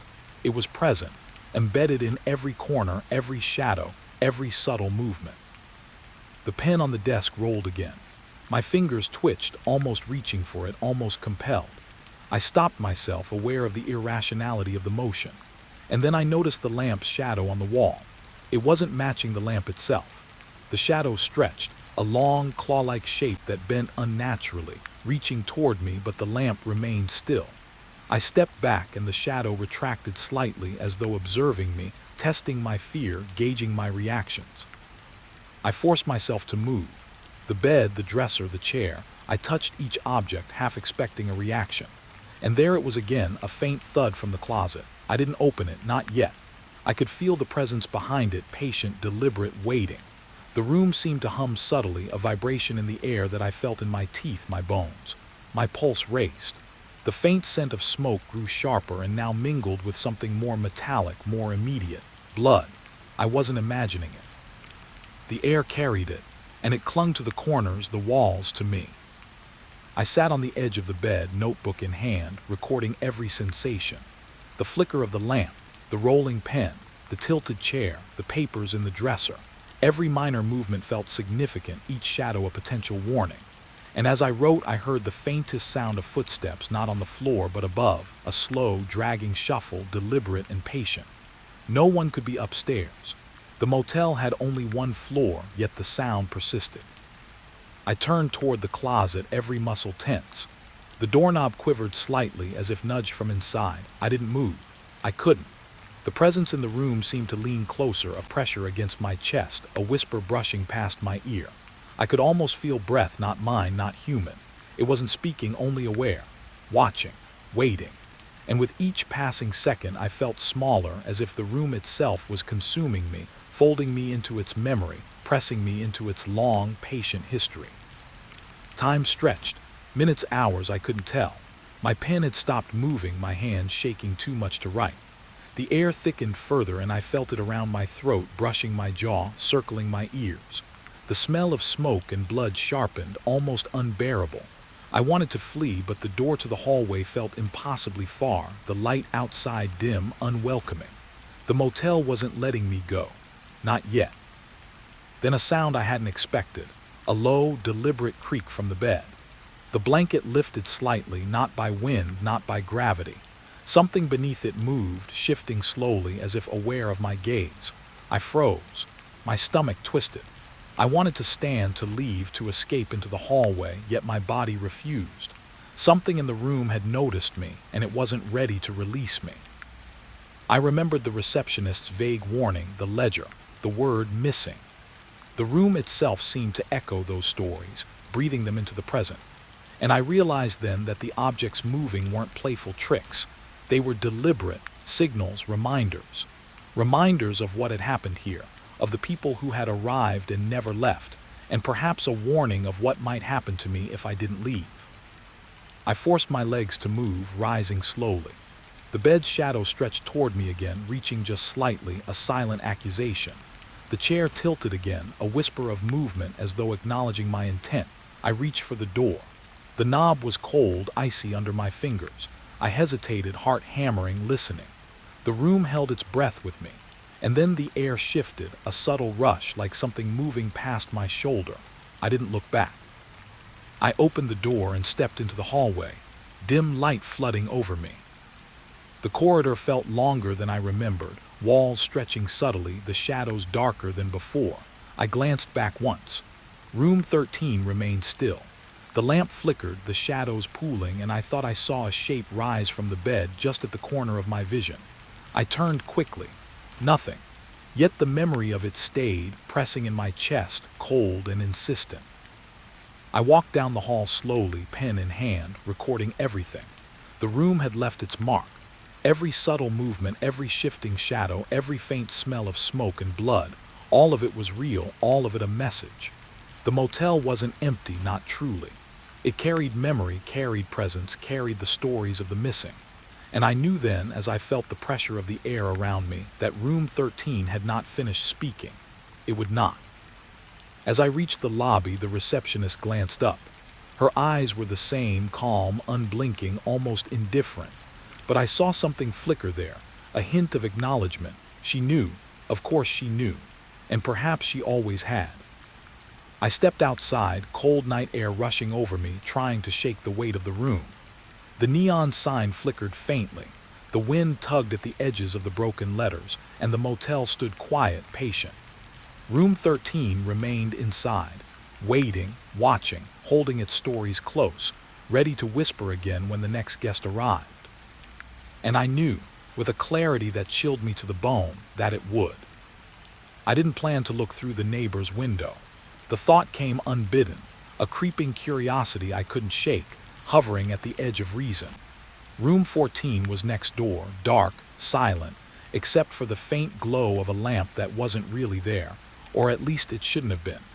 My own room still carried the weight of 13. The smell of smoke and iron lingering like a bruise I couldn't rub away. Yet something pulled me, an itch I couldn't ignore. I edged toward the door, hand hovering over the handle, listening. The hallway outside was quiet but not empty. There was a subtle vibration in the air, like a soft hum, a pulse that matched my heartbeat. I opened the door slowly, step by step, the carpet beneath my shoes whispering under my weight. The neon light from the lobby stretched across the hall, fractured and flickering. Room 14's door was closed, ordinary in every sense, yet heavy, as though it carried its own memory. I paused, then leaned toward the window beside it. The curtains were half drawn, but the slit of glass was enough. I pressed my eye to it, and the world inside shifted. The room wasn't as it should have been. Dust motes floated in the pale glow of an unseen lamp, yet the furniture was arranged as if in use, not abandoned. A desk sat near the bed, papers scattered across it, chairs pushed back slightly. And then I saw them, figures, fleeting and distorted, moving in jerky loops across the space. A man, tall, coat flapping, arguing with someone I couldn't fully see. The other figure seemed smaller, hunched, cornered. I blinked and the scene repeated, like a broken film reel stuck on the same frame, yet subtly different each time. I swallowed. My hand pressed against the glass, cold and unyielding. The air inside the room smelled faintly of decay and something sharper, chemical, almost antiseptic. I realized with a sick twist of recognition that these weren't ghosts in the normal sense. They were echoes, trapped repetitions of crimes that had occurred decades before. And somehow, the window let me witness them, fragments stitched together from the motel's memory. I leaned closer. The man raised his hand, yelling something I couldn't hear, though the motion of his lips suggested threats, anger, violence. The smaller figure stumbled backward, falling into the bed, and a wet, dark stain spread across the sheets, vivid, horrifying. My stomach churned. I tore my eye away, gasping, but when I looked back, the scene had reset. The same argument, the same motion, the same spreading stain. My chest tightened. How long had this been happening?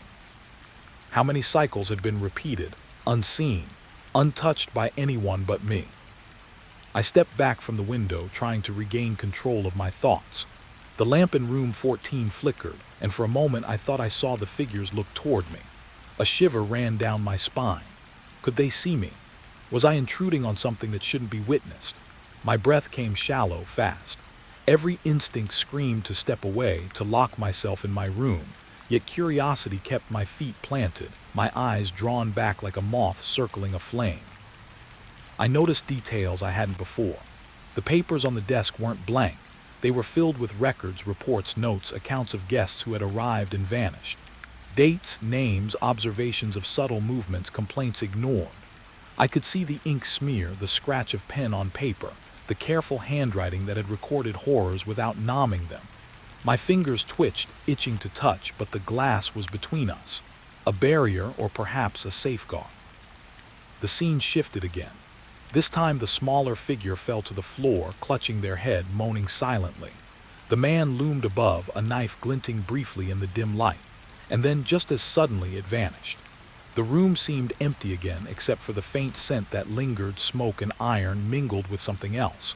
Something metallic, sweet, acrid. The smell clawed at my throat, a warning I couldn't interpret. I backed away from the window, heart hammering. The motel's silence pressed against my ears, a weight that made each tick of the clock feel like thunder. I felt the memory of room 13 beside me, lingering, twisting into the present. The images from 14 pressed on my mind, looping, embedding themselves into my thoughts. And then I realized the figures weren't just in the room. They were everywhere, carried in the air, in the walls, in the floorboards, replaying endlessly for anyone who dared to look. I sat on the edge of my bed, shaking, pen in hand, notebook open. I had to record this, had to anchor myself against the pressure of what I'd seen. The pages filled with descriptions. The arguing man, the collapsing figure, the spreading stains, the subtle shifts of the furniture, the scent that followed them across decades. The act of writing was grounding, a way to remind myself I was still alive, still human, still separate from the loops trapped in the motel. but even as I wrote, I felt it, the presence, subtle but insistent. The walls seemed to breathe, exhale, pull inward slightly as though aware of my attention. The lamp flickered and shadows moved just at the edges of perception. My pen scratched frantically, recording motions I couldn't always explain. A chair tilting slightly, papers rustling, a shadow stretching like a limb. I knew I wasn't imagining it. The motel itself had a memory, and it had noticed me.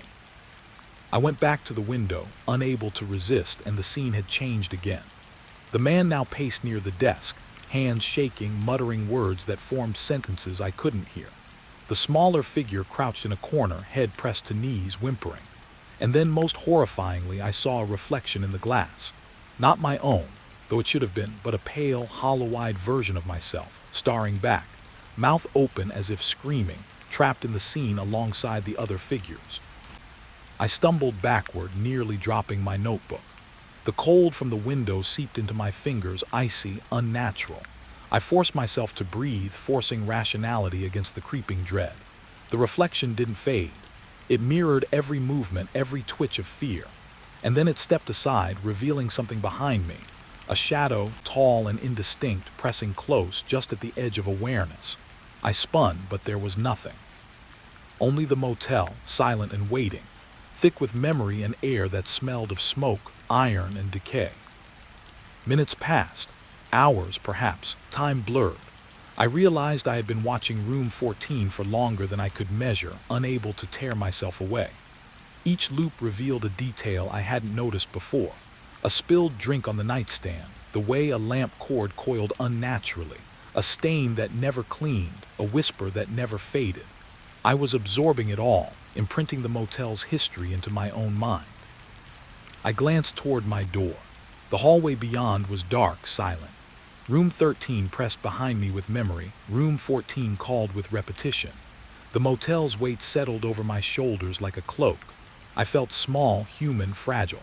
And yet, despite the fear, a part of me ached to understand. To see it all, record it all, to map the past so precisely that it couldn't touch me. But I knew I was already touched. Already part of its loops. A silent observer drawn into the rhythm of its cycles. I forced myself to step back from the window, leaning on the wall for support. The faint scent lingered, smoke and iron, sweet metal, and the impression of movement, shifting furniture, the whisper of paper, the subtle drag of a body across the floor that might have been real, might have been memory. I shivered. I wasn't safe, not really. The motel didn't need to act. It only needed to remember, and I was here, listening, watching, recording. I opened my notebook again, writing everything down, trying to anchor myself. Every detail mattered. The flicker of the lamp, the looping figures, the reflection that wasn't mine, the subtle movements. Each word was a lifeline, each sentence a tether against the pull of the motel's memory. But I knew deep down that no matter how carefully I recorded it, I couldn't escape the loops. Not entirely. The motel would carry them forward. It would carry me forward, whether I wanted it to or not. Finally, I stood, closing my notebook. The window remained. The lamp flickered faintly. Shadows stretched and pulled at the corners, impatient, aware. And in that moment, I understood something horrifying. I wasn't merely observing history. I was participating in it, a ghost of the present trapped alongside echoes of the past. And the motel, patient and eternal, was watching, waiting, looping, always looping. I stepped away from the window, heart hammering, mind racing. Room 14 remained behind me, quiet now, but alive with invisible motion.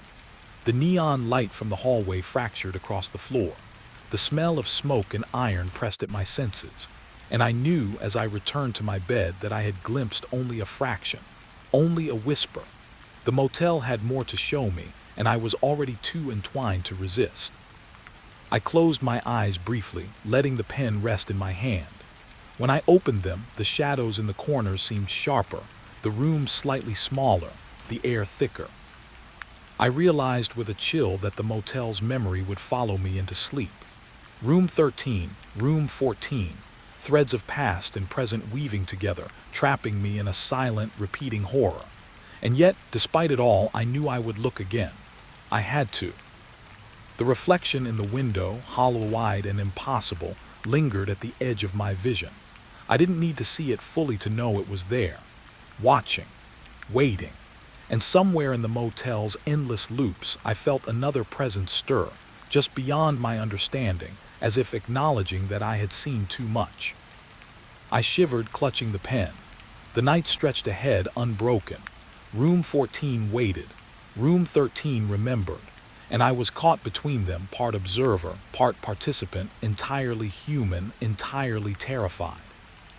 The sky was bruised with the first hints of dawn, a dull purple bleeding into gray, and I realized I'd stayed longer than I thought.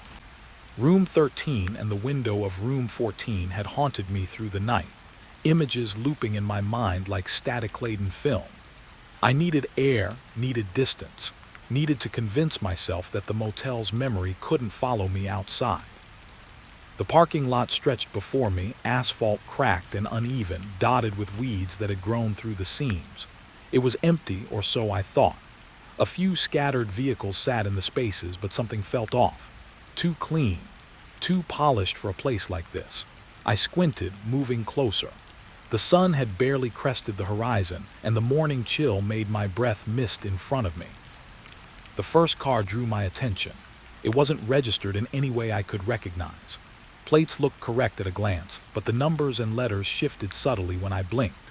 Rust and dirt accumulated strangely, almost as if the car existed only in part. I stepped closer, heart hammering. The reflection in the windshield rippled, though there was no wind. And then I noticed the interior, someone sitting, slumped, just staring, even though the seat had been empty a second before. I froze. My rational mind screamed that it was a trick of the light, a residue of the motel's memory clinging to me. But the figure didn't move. Not a twitch, just watched. I felt my pulse in my throat, heavy, drumming like a warning. I wanted to turn away, to run back inside and lock myself in room 13, but my feet refused. Curiosity, a slow and dangerous thing, held me in place. I moved to the next car. Same story. Plates that shifted when I blinked. Interiors that suggested passengers that weren't there when I looked before. I walked the line of vehicles slowly, noticing small details that didn't belong. Scratches that weren't consistent, a tire tread that seemed fresh despite the dust, a shadow flitting across the lot even though no one moved. And then I saw it. Across the far edge of the lot near the chain-link fence, a figure stood.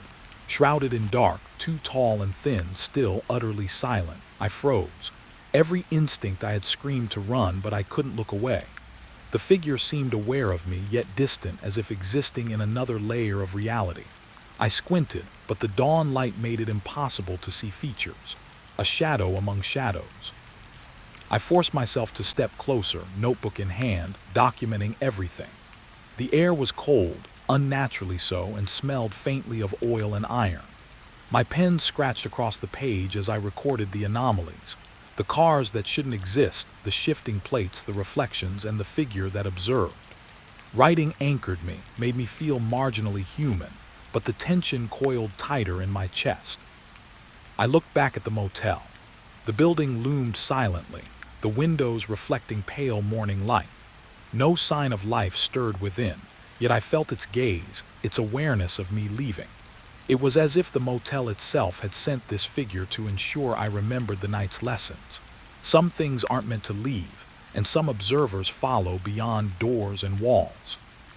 The shadow didn't move, yet I knew it wasn't idle. Every step I took closer, it mirrored subtly, a twitch of limb, a bend of shoulder I couldn't fully perceive. I stopped. I couldn't tell if it was human or something else, something stitched from the motel's lingering memory, a manifestation of all the vanishings it had witnessed. My stomach churned. A low rumble echoed across the lot, though the highway nearby was silent. Tires groaned. The first true movement.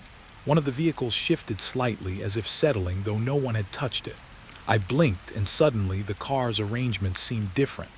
Gaps where there had been none, angles that defied logic. The lot was alive, subtle and imperceptible, responding to my presence. I tried to rationalize.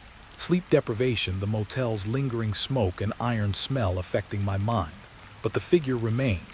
And then I noticed the shadows beneath the cars. Not just shadows, but shapes indistinct, crouched, moving slowly as if aware I watched. The hairs on my arms prickled. My pen shook as I wrote, vehicles shifting, shadow at edge, shapes under tires, lot breathing. Words seemed inadequate. I took a deep breath and moved toward the chain link fence, trying to get a better view of the shadow. My shoes crunched on gravel, loud in the stillness. The figure tilted its head, and for a moment I thought I saw a glint, eyes perhaps, or reflected light, but it vanished when I blinked. My heart thundered. Was it a person? Something else? Could the motel actually send these shapes into the real world? A soft metallic sound drew my attention. One of the car's doors creaked, opening just slightly, then closing as though disturbed by an invisible hand. My mind screamed danger, yet I couldn't leave. I felt like a moth drawn to a flame. The lot stretched endlessly in the half-light, silent but aware. I noticed small details I hadn't before. Tire tracks that looped back unnaturally, faint imprints in gravel that repeated in impossible symmetry, shadows stretching in ways gravity shouldn't allow. I stopped, looking around, suddenly aware of the ambient silence. No birds, no wind, just the weight of early morning pressing against me. The shadow had moved closer, or maybe I had stepped too far. My peripheral vision caught it leaning slightly from behind a tree, watching, waiting. I swallowed hard. My hands were clammy, notebook pressed against my chest like a shield, but I knew shields wouldn't matter. The lot wasn't ordinary. I wasn't safe. I forced myself to take another step. Gravel crunched beneath my shoes, echoing too loudly. The shadow flinched in synchronization. I realized with a sick certainty it wasn't human. It didn't need to walk or breathe. It only mirrored, only observed, only waited. I tried to step backward, but my feet felt rooted.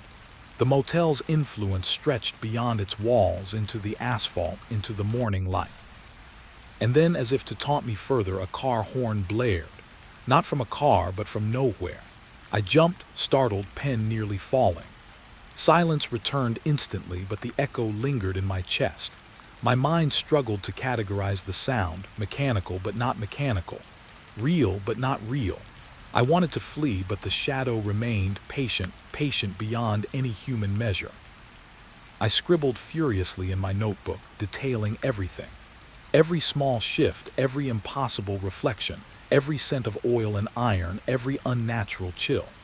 I hoped documenting it would anchor me, that rationalizing through observation might give me power. But deep down, I knew I wasn't merely observing anymore.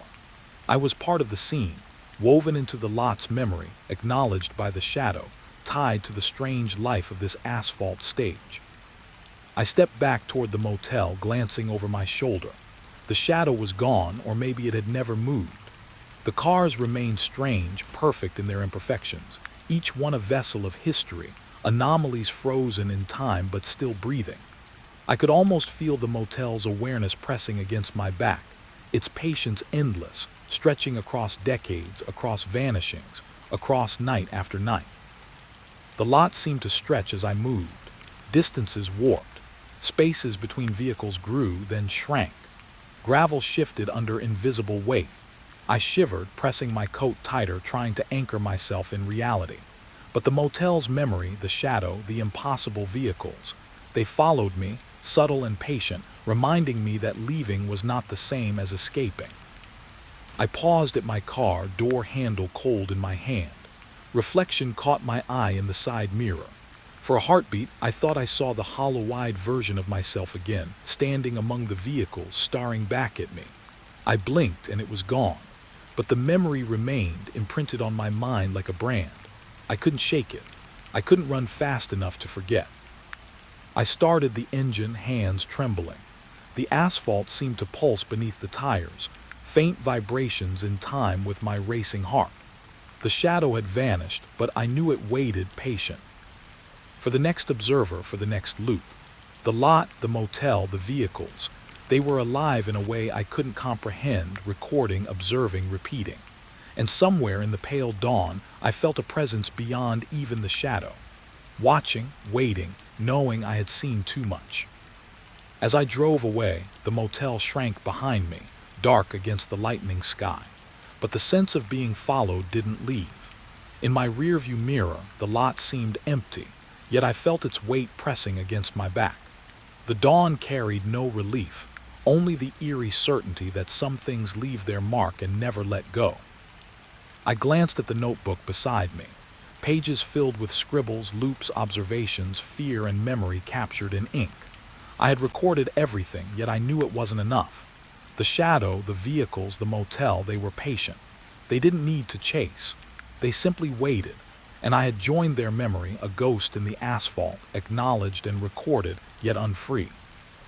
Even as the highway stretched ahead, quiet and ordinary, I couldn't shake the image of the shadow standing among the impossible cars. I couldn't shake the feeling of eyes, patient and unseen, tracking my movement. And somewhere deep inside, I realized that leaving the lot didn't mean leaving the motel's memory. It had followed me into daylight, into reality, into my own mind. The road ahead seemed endless, yet I couldn't speed fast enough to escape. And I knew when night came again I would return, not because I wanted to, but because the motel, patient and eternal, would not release me. The shadow, the cars, the memory, they were all waiting for the next cycle, the next observer, the next acknowledgement. I drove on, dawn breaking fully over the horizon, and the lot disappeared behind me. But the weight remained, a subtle, unrelenting pressure. And somewhere beyond perception, I knew I was being watched, still and silent, patient beyond measure. The sun had just begun to sink behind jagged cliffs when I saw the first building, a skeletal frame of wood and metal, leaning as if exhausted by years of neglect, half swallowed by the red dust. I stopped, boots crunching against the gravelly path, heart already picking up pace. The town wasn't on any map. GPS had long since lost signal, and the air carried a sharp dryness that made the skin on my face feel tight. Tracks ran ahead of me, footprints, wagon ruts, and something like tire impressions all pressed into the dust. They led straight into the heart of the town, and then nothing. Some tracks disappeared, ending abruptly at doorways or around the corners of collapsed walls. I crouched, fingertips brushing the dusty impressions. They weren't fresh, yet the pattern spoke of haste. People leaving in a rush, fear in their stride. My stomach tightened. A wooden sign creaked on its single hinge. "Welcome to East Hollow." The letters were half-eroded, splintered edges biting into the sunlight. There was something in that welcome, though, something sarcastic, hollow. No birds called from the nearby cliffs. No wind stirred the dust. The only sound was my own boots on the hard earth. And something else, maybe a faint scraping, barely audible, as if the town itself was shifting just enough to whisper. I stepped forward, notebook in hand, documenting the tracks. Each one told a story. A hurried adult dragging something behind them, smaller prints running alongside. A shape I couldn't identify, claws or heels. I wasn't sure. Every step deeper into the town made the sun sink faster. Shadows stretched unnaturally, long and jagged, sticking to the buildings like fingers. I reached what used to be the main street. Wooden storefronts sagged in tired angles. A general store leaned sideways, its roof partially caved. Inside, shelves lay in ruin, scattered with glass bottles coated in dust. Some jars still had labels, candy, flour, medicine, but the words were faded, peeling like skin. I ran a hand over a counter, and the dust swirled, forming shapes before settling again. A fleeting vision of movement, gone the instant I blinked. I followed the tracks past the general store. They forked repeatedly, weaving between structures, circling a small square where a fountain once stood. Its basin was cracked and dry. Stone lions flanked the edges, mouths open, frozen in silent roars. I knelt, tracing the edge of one's paw. Scratch marks deep, old, but not weathered like the rest of the town. Something had clawed at the stone. But why? And why here? The smell hit me next. A metallic tang, rusted iron, and something fouler layered over the dusty earth. My stomach churned. I realized it came from the direction of a small wooden shack, half hidden behind toppled crates. The tracks led straight inside. I approached slowly. Every step made my breath catch. A door hung on one hinge, swinging slightly as if nudged by a hand I could not see. Inside, the floor was littered with tools, scattered, some broken. Dark stains marred the boards. Dried, old, but unmistakable. Blood, or something like it. I stepped back, notebook shaking in my hands. I had come for solitude, for hiking, for stories to tell. Not this. But curiosity, dangerous curiosity, pulled me further. I moved to the next set of tracks leading away from the shack, skirting a collapsed mine entrance. The boards creaked under my weight. Shadows pooled deep inside the opening, blacker than the approaching night. I stopped at the threshold, peering in. Faint marks lined the walls, scraping, clawing, desperate. Someone or something had moved in panic down there, and the tracks above seemed to follow. Wind shifted, sending dust swirling. The scraping noise I had thought I imagined returned, closer this time. Not inside the mine, but along the main street behind me. I spun, scanning between the sagging buildings. Nothing, yet my skin prickled. A sense of being observed, of eyes hidden in the shadows. The town was empty, but maybe empty wasn't the right word. Something lingered, waiting, patient, echoing with whatever had driven the inhabitants away. I followed the tracks past the square, circling what had once been a town hall. Its doors had been ripped from their hinges. Inside, dust motes floated in the beams of my flashlight, disturbed by the breeze. Papers, yellowed and brittle, littered the floor. I crouched, picking one up. Faded ink sprawled across the page. Lists. Names, dates. A diary entry, perhaps. They are coming. Hurry before the sound catches us. My hand trembled. Who were they? What sound? The tracks led on, weaving through alleys between collapsed cabins. Wooden walls had caved under their own weight, revealing bedrooms frozen in time. Beds still made, blankets yellowed and torn, chairs overturned. A window shattered from the inside, glass shards catching the dying light. I imagined the people running, shadows chasing them, something unseen pressing from behind. My pulse spiked. And then I saw the tracks diverge in a strange way. Some led toward a corral where horses had been, now long gone. Hoofprints in the dust, sharp, deliberate, but incomplete. They stopped mid-stride like the horse had vanished into thin air. I blinked, shook my head, couldn't be. Yet my notebook reflected the impossibility, hoofprints ending abruptly mid-step, no continuation. I traced them with my finger, feeling the dust cling, cold and wrong. The sun dipped further, red-orange now, bleeding across the horizon. Shadows of the buildings stretched, leaning over the tracks as if watching me follow. I paused, thinking about turning back. Every instinct told me to retreat, yet the tracks demanded attention. Someone had left in a hurry, yes, but why? And why had they left traces like breadcrumbs, only to vanish completely? Something about that deliberate abandonment pressed at my mind, a question with no answer yet. I reached the edge of the town where the tracks thinned and began to disappear into open dust plains. Footprints led in every direction, some crisscrossing, some moving fast, some hesitant, uncertain.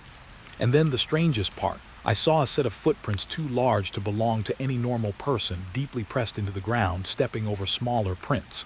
They stopped abruptly. No continuation, nothing, just the emptiness of the plain. I felt exposed, vulnerable. The air had grown heavy, carrying a scent I couldn't name, smoke, iron, fear. A low whistle of wind carried through the empty streets. I imagined movement in the corners of my vision, fleeting shapes darting between buildings. My flashlight's beam caught nothing, yet I felt them. I turned slowly, scanning the town. Doors hanging open, windows shattered, nothing alive yet alive. I couldn't shake the feeling. The town had memory, and memory had weight. Something unseen followed the tracks I followed, mirrored them, waited for me to misstep. I knelt again, tracing one last set of footprints. Mid-stride, they twisted unnaturally. The dust beneath them seemed to pulse slightly, almost as if breathing. My breath caught. I wanted to leave, wanted to escape before night swallowed me, before whatever had left these hurried traces returned. And yet I couldn't. I had to document. Had to see where they led, if only to understand what had caused this mass disappearance. Night fell faster than I expected. Stars emerged, pinpricks of cold light over the red cliffs. Shadows swallowed the streets. I realized then that the tracks I followed were not just remnants. They were invitations, challenges, records, and maybe warnings. I felt a pull, like invisible hands tugging me toward the mine entrance, the town hall, the corral. The tracks weren't finished. They wanted me to follow. I set up a small camp near the square, flashlight casting long shadows across the buildings. Notebook open, I recorded everything, trying to make sense of what I'd seen. Footprints halting mid-step, vanishing horses. the sense of unseen observers. Every line of ink felt insufficient. I could almost hear faint whispers in the dust, echoes of hasty footsteps, the breath of those who had left in panic, or those who had been left behind. Sleep came fitfully uneasy. I dreamed of tracks extending endlessly, of shadowed figures running, turning, vanishing. I woke to the wind's moan through empty streets, the red dust sparkling faintly in the moonlight. Something had moved while I slept. I couldn't see it, but I felt it, presence, patient, unseen, and unwilling to leave. Morning approached, pale light creeping over the cliffs. The tracks remained. Some were mine now, overlapping with the hurried imprints of the vanished. I had followed, and in doing so had become a part of the town's memory. The question lingered, gnawing at me as I prepared to leave. Had the town emptied in panic, or had it always intended to trap anyone who noticed too closely? And as I glanced back, the shadows of the buildings seemed to shift, almost imperceptibly, as if nodding, acknowledging me, warning me. I gathered my pack, traced one last look over the empty streets, and started toward the trail that would take me away. The tracks of the vanished stretched behind me, leading to nowhere, yet somehow they weighed on my mind, following. I couldn't shake the feeling that the town had not finished with me, that the dust and the shadows remembered, and that somewhere ahead the tracks would continue, but not alone. The air was heavier near the mine, thick with dust and the smell of earth long disturbed. I crouched at the entrance, peering into the yawning blackness where the tracks had led. The wood of the old support beams groaned as though complaining about decades of neglect. Something had collapsed years ago, maybe decades, but the smell lingered. Damp soil, rust, and that metallic tang of blood or iron. I shivered and stepped closer, flashlight beam trembling in my hand. Inside, the ground was littered with debris. Pickaxes and helmets, rusted and broken, lay scattered among fallen timbers. Some still had fragments of cloth, faded uniforms stiff with age. The prints in the dust led into the darkness but never returned. Someone or something had entered and never come back. I knelt, brushing dust away from a helmet. My fingers trembled when I saw scratches on the inside, deep gouges. Not wear and tear, panic, maybe fear, but by whom? And why had no one returned? A faint sound echoed from deep within the shaft, soft at first, almost like a whisper of wind or breathing. I froze. The shaft was collapsed in places, timber and stone stacked haphazardly, yet the noise persisted, rhythmic, deliberate. A tapping, scratching, like digging. I strained to hear. It came from farther in, past the blocked passage where I knew no one could be. My stomach knotted. Was it echoes or something alive? I followed the edge of the shaft carefully, stepping over rocks and splintered beams. Shadows danced in my flashlight's beam. The deeper I went, the stronger the smell became. Copper and decay. A helmet rolled slightly under my foot, stopping against a broken rail. Something whispered inside my head, a fleeting thought I couldn't place. They're still here. I shook it off, telling myself the wind was playing tricks. But the tapping never stopped. There were remnants of the miners' lives scattered across the floor. A lunch tin, corroded but still recognizable. A pocket knife, its handle cracked. Gloves stiff as stone. I ran my hand over one of the gloves. Dust rose in small clouds, and the shaft seemed to breathe around me, exhaling decades of stillness. I wondered briefly what had driven them here to dig so deep and vanish. My flashlight caught something glinting beyond the first collapse. Something metallic, half buried in the dirt. I knelt, brushing away dust. A pickaxe, its head embedded in the ground, angled as if someone had stopped mid-swing. Then I heard it clearly. A tap, tap, tap, rhythmic, deliberate, just beyond the collapsed wall. My heart hammered. I raised my flashlight, sweeping it across the debris. Nothing moved, yet the noise continued. My mind flinched at every echo, every shifting shadow. The tracks had led me here, yes, but to what? And was I meant to follow them further into the darkness where the shaft had swallowed its victims? I crawled closer to a narrow gap between fallen beams. My flashlight caught a shaft wall ahead, wet and slick, with scratch marks that climbed like fingernails across the stone. The scratching grew louder the closer I got, resonating through the rock. I leaned in, straining to see, and for a moment I could swear the wall was moving slightly, pulsing with a slow, unnatural rhythm. A heartbeat buried in stone. My fingers brushed the edge of the opening and the tapping stopped. Silence. Then a single metallic clang echoed from within. I stumbled back, breath coming fast. The beam of my flashlight shook as I focused on the debris. One helmet had shifted on its own, rocking slightly, dust falling from the brim. I froze. There was no wind. No one could have moved it. And yet it had. A whisper of movement, deliberate and patient, like the mine itself was testing me. I crawled deeper, following the narrow crawl space. My flashlight illuminated broken rails and splintered beams. The tapping resumed, now louder, faster, more urgent. I could feel it in my chest, vibrating through bone. The air grew colder, damp seeping into my clothes, chilling me to the marrow. Somewhere in the black, something shifted. A shadow darted past, too fast for my eyes to follow. I swallowed hard, gripping my notebook as if it could anchor me to reality. The shaft opened into a larger cavern, jagged walls streaked with mineral deposits. The dust here was thicker, almost choking. I stumbled, nearly falling into a shallow pit filled with old water. Reflected in the puddle was my flashlight's beam and something else, a figure crouched near the far wall, indistinct, made of shadow and movement. I blinked. Nothing. The puddle rippled and the figure vanished. My stomach dropped. My rational mind screamed there was no one, yet my instincts shouted that I was not alone. I moved toward the wall, knotting deep grooves in the stone. They were fresh, or fresh enough to fool my mind, and they led to a narrow tunnel I hadn't seen before. The tapping echoed from that direction. I could hear the scrape of metal against stone, rhythmic and purposeful. I swallowed the lump in my throat. Whoever, or whatever, was down there had been at work while the town above slept for decades. My flashlight illuminated a helmet resting on a jagged rock at the tunnel's entrance. Dust drifted off it as I approached. I brushed my hand over the metal, and it shifted again, settling with a soft thud. I wanted to leave, yet my curiosity forced me on. The tunnel narrowed sharply, walls slick and rough. The tapping stopped. My own footsteps echoed against the stone, a lonely drum. I paused, listening. A faint hiss like breath against ear came from the dark. I spun, light trembling. Nothing. Yet my pulse raced. The sense of being watched pressed from all directions. The miners had left in panic, yes, but had something followed them down here? Or had they unearthed something that refused to let them leave? A deeper cavern opened up ahead. The smell intensified. Iron, earth, something foul and decayed. I stumbled into a shallow pit of debris. Wooden beams had collapsed, forming jagged barricades.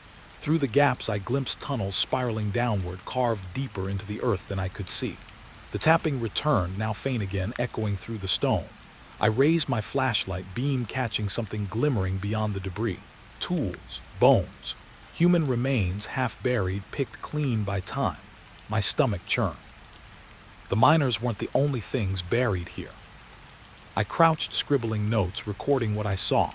Each step deeper into the shaft felt heavier, the air thicker, as if the mine itself weighed on me. Dust motes shimmered in the flashlight, moving like tiny specters in the beam. Every shadow seemed deliberate, positioned to unsettle, to warn. I traced my fingers along a pickaxe, a helmet, a shard of wood. Every object seemed to hum with the memory of panic, of desperate digging, of hands clawing at walls that wouldn't yield. A faint whisper of movement came from the far tunnel, soft, almost a sigh. I froze.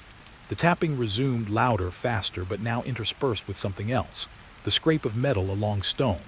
My flashlight caught a flash of motion. A figure crouched and hunched, indistinct, then gone in an instant. I couldn't tell if it had been a miner or something else. My rational mind struggled against the images. Shadows moving with intent, walls pulsing slightly, dust rising in unnatural eddies. I traced the edges of the collapsed areas, documenting everything. Deep scratches, gouges. Footprints half buried in dust. Some prints were tiny, child-sized, others impossibly large, clawed, animalistic. I felt them watching me, observing. My flashlight flickered, and in that moment I swore I saw movement at the far end of the cavern. Shadows crouched, waiting, patient. I swallowed hard, fighting the urge to flee. The shaft was not just abandoned. It was alive with memory, with traces of something that had been digging, waiting, perhaps still working. Night fell above, though the mine was already dark. My flashlight illuminated faint tunnels spiraling downward, leading into unknown hollows. I traced a series of prints toward a collapsed area. My hand brushed the dust. It vibrated slightly, almost like a pulse. I froze, breath shallow. The tapping grew again, deliberate, echoing as if calling me forward or warning me back. The shaft had secrets, yes, but it wanted me to notice them, to follow, to become part of its story. I turned back toward the entrance, notebook full, hands shaking. Yet even as I left, I knew part of me would return. The tapping, the shadows, the traces of desperate miners, they lingered in memory, pressing against thought, pulling me toward what I had glimpsed. The shaft was collapsed, yes, but the work of the miners and something else was far from finished. Somewhere below, the digging continued, echoing through stone and time, waiting for the next curious soul to follow the tracks. I stepped into the mine's side tunnel, the air thick with dust and the iron tang of old blood. My flashlight cut through the darkness, trembling in my hand. The collapsed shaft behind me groaned as if protesting my presence. I should have turned back, but curiosity had me by the throat. I had to see. The walls were close here, slick with moisture, streaked with minerals.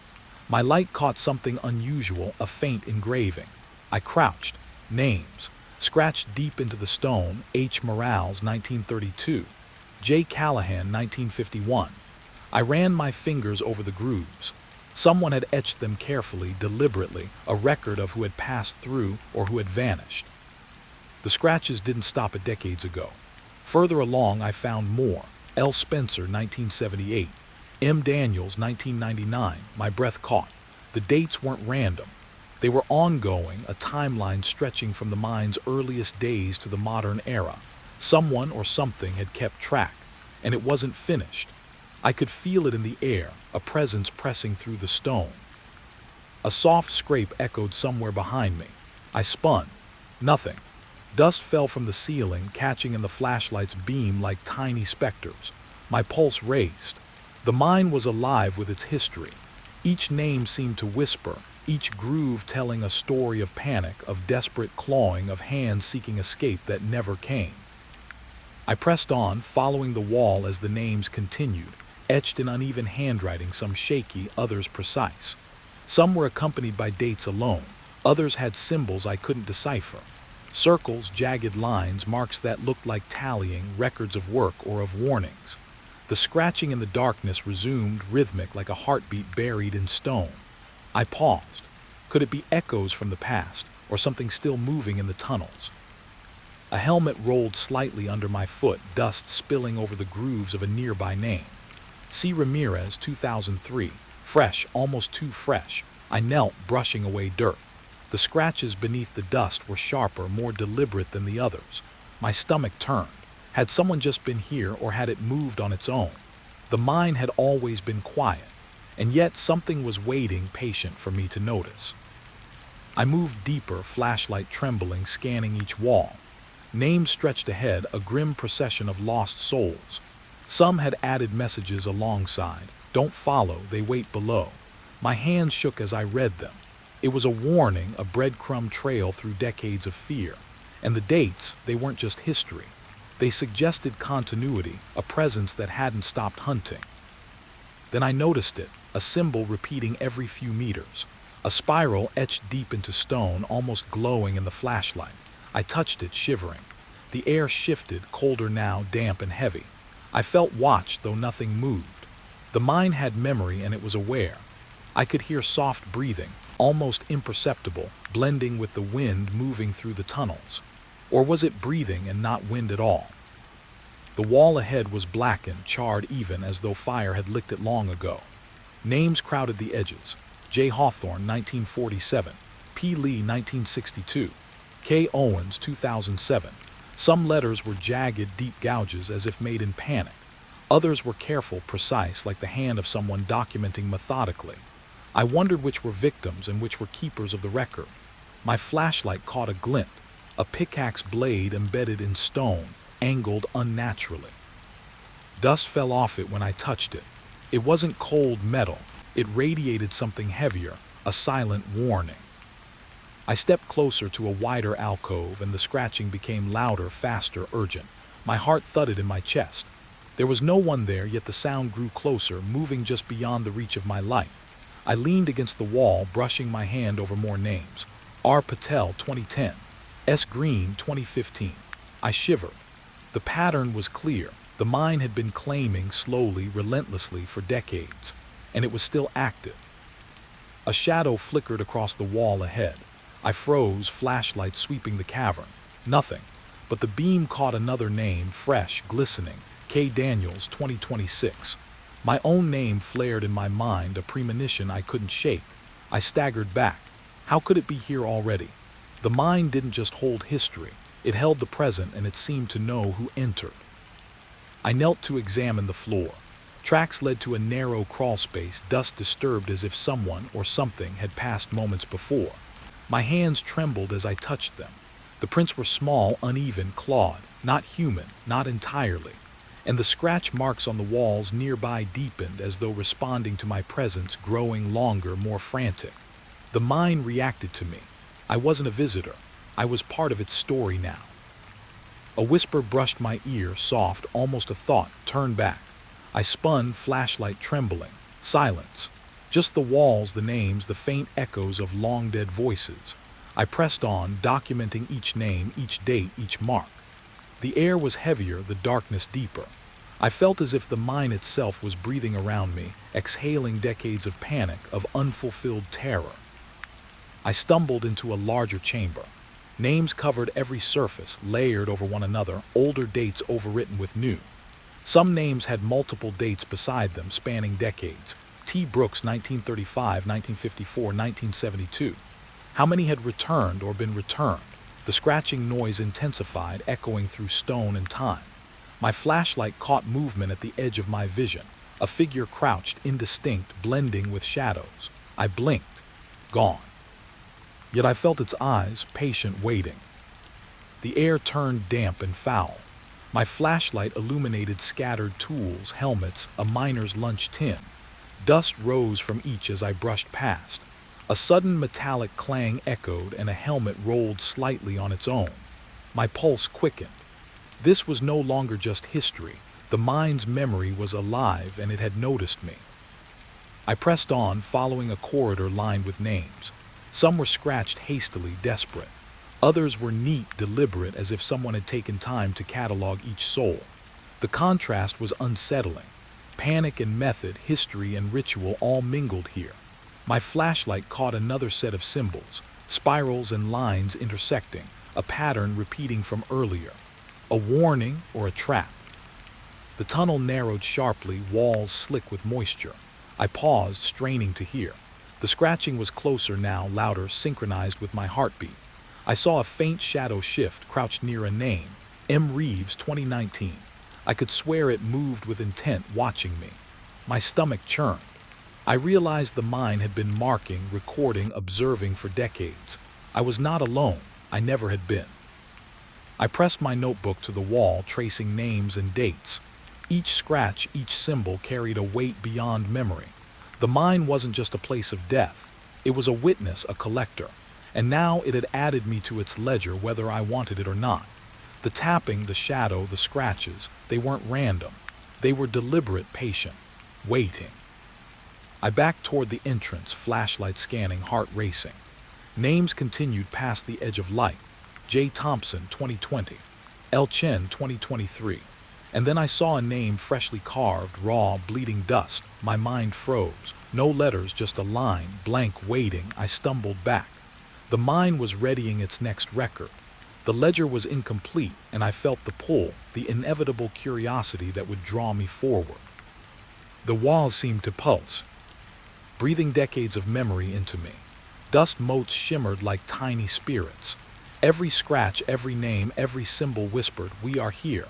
We remember, we wait." My pulse thundered. I knew I couldn't leave, not yet. The mind had more to show, more to reveal, and I was now part of its timeline, its story. I stepped into another corridor, narrower, darker. Names stretched endlessly, layered in desperate haste and meticulous care. The symbols repeated, spirals and intersecting lines. The scratching resumed, faster, urgent, like warning and invitation at once. My flashlight caught a shadow at the end, crouched indistinct. It shifted, disappearing into the dark, yet I could feel its gaze. Patient. Waiting. I paused, notebook in hand, recording what I could. My breath came fast. The mind was alive with names, memories, and a presence that didn't sleep. The ledger continued, and I could feel the next entry, ready to appear, waiting for whoever dared follow. My own curiosity pressed forward, relentless. The mind had not finished with me. The boarding house loomed ahead like a silhouette stitched from shadows, its windows dark, save for one faint flicker on the top floor. The air was damp and cold, carrying the faint scent of rot and wood smoke.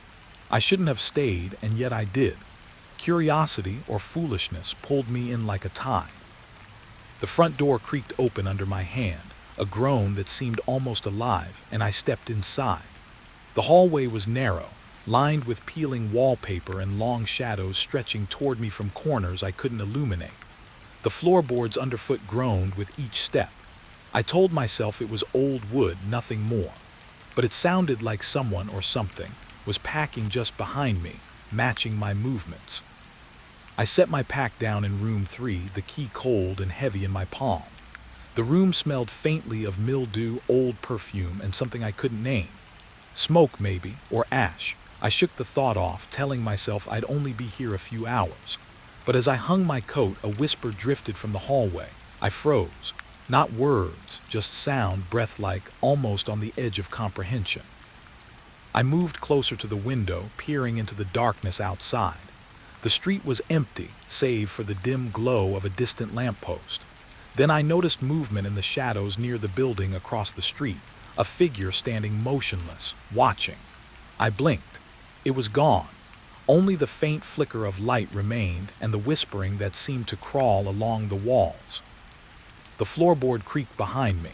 I spun, flashlight sweeping the room. Empty. Yet the air felt thicker now, heavier. My chest tightened. The whispering returned, faint, elusive, as if carried through the walls themselves. My ears strained, picking up syllables I couldn't understand. The sound seemed to move with me, circling, always just out of sight. I tried to distract myself, unpacking my bag, laying out essentials. Every movement drew more creaks from the floorboards, more whispers from corners. I told myself it was nerves, imagination. But the presence grew sharper, insistent. I could feel it pressing closer, patient and watching. Every shadow seemed to stretch, reaching, leaning toward me. I went to the bathroom, flicking the light on. The mirror reflected only me, pale and wide-eyed. I scrubbed at my face, but the sensation remained, skin crawling, breath shallow. Then I heard it again, clearer this time. A soft creak followed by a sigh from the corner of the room behind the door. I froze, listening. The sound wasn't mine. Someone or something was moving inside. I stepped back into the main room, flashlight tracing the edges. The whispers had grown into fragments, syllables brushing at my mind. Stay, wait, don't look. I couldn't place the voice. Male, female, young, old, it shifted, a mosaic of sounds. My pulse throbbed in my temples. I thought of leaving, but the key still hung in my hand. If I left, would it follow? Or would it wait patient until I returned? I forced myself to sit on the edge of the bed, trying to slow my breathing. The shadows seemed to lean inward now, walls stretching, corners deepening into black chasms. Floorboards creaked beneath my own weight, but there was something else. A rhythm, deliberate, packing, circling. I felt it in my chest, echoing like a heartbeat not my own. I reached for my notebook, jotting down observations. Every whisper, every creak, every fleeting shadow. The act of writing gave me some grounding, some small control. Yet each word I wrote seemed to feed the presence, sharpening it, making it more aware of me. The room felt alive, a sentient observer, cataloging my every move. A sudden knock came from the wall behind the bed. Not loud, not violent, just a hollow tap, deliberate. I held my breath. Another tap, then a soft, dragging sound, like something being pulled across the floor in the next room. I strained to see, but the door was solid, nothing visible. I wanted to call out, but my voice caught in my throat. The sound stopped. Silence fell, heavy and suffocating. I leaned against the wall, trying to rationalize. Old house, old boards settling. Whispers, wind through cracks. My mind constructed explanations, but each creak, each sigh, each faint brush of air told me otherwise. I wasn't alone. I could feel the presence just beyond sight, patient, waiting, analyzing. The window rattled slightly, catching my attention. Outside, the night was still, but the feeling of being watched intensified. I moved to the window, peering into the darkness. Nothing. Then faintly I saw a figure in the top corner of the opposite building, crouched indistinct. It wasn't moving, yet the sense of awareness was palpable, like eyes tracking me through stone and shadow. I blinked. Gone, but the pressure remained. I returned to the bed, sitting rigidly. Whispers returned, a low hum now, threading through my skull.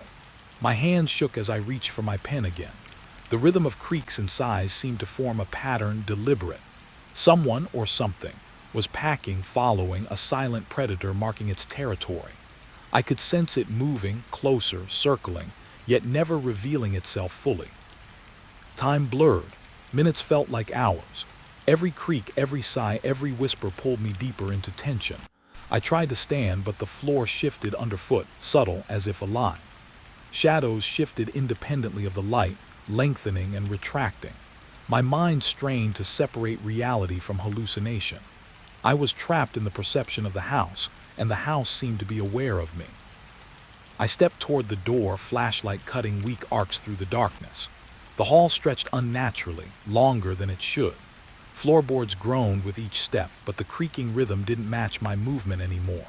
It had become independent, deliberate. Whispers now threaded in syllables I could almost comprehend. Don't leave, stay, see.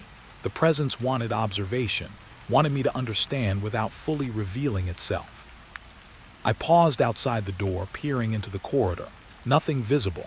Yet a cold brush of air grazed my face, carrying whispers, brushing past my ears as though passing through the walls themselves. I shivered. I wanted to turn back, but curiosity anchored me in place. Something was here, waiting for me to notice, waiting to see what I would do next. I returned to the room, sitting on the edge of the bed. Whispers circled now, closer, more intimate, threading around my skull like tendrils. The creaking floorboards punctuated them, a rhythm of observation and intent. I tried closing my eyes, tried breathing slowly, tried telling myself it was the mind playing tricks. But the pressure in the room grew, oppressive, almost tactile, like a weight pressing down on my chest. Then, just as suddenly as it began, the whisper stopped. Silence, absolute, heavy. My heartbeat was the only sound, pounding against the walls. I felt a release, brief, as if the house had paused to observe my reaction. Shadows receded slightly, corners softened, but the tension didn't leave. It was waiting, patient, deliberate. I crawled into bed, pulling the thin blanket over myself. The presence remained, a quiet psychological weight pressing at the edges of perception. Sleep threatened, but every instinct screamed that I wasn't alone. I could feel the house breathing around me, cataloging, nodding. Names etched in walls, histories of disappearance. They all whispered through me. I was now part of that narrative, observed, recorded. As I drifted toward a restless sleep, I felt a brush of movement along the ceiling, subtle like a sigh against the boards. A shadow moved in the corner of the room, fleeting, almost imperceptible. I blinked. Gone. But the sense of being watched didn't fade. It would wait until I moved or looked or thought too deeply. It was patient, and it was quiet, and it was always present. I realized then that the boarding house was not haunted in the conventional sense. It was sentient, aware, a presence that didn't need to reveal itself fully to dominate. Whispers, creaking, shadows, they were the language, and I had just begun to understand it. I didn't know if I would leave in the morning, or if I would be added to the silent ledger of those observed, those who stayed too long, those who listened and learned too late. Outside, the wind picked up, rattling the windows. The distant figure I had glimpsed earlier might have been imagination, or it might have been watching from across the street. I didn't know which was worse. All I knew was the weight of observation, the subtle psychological hold of the house.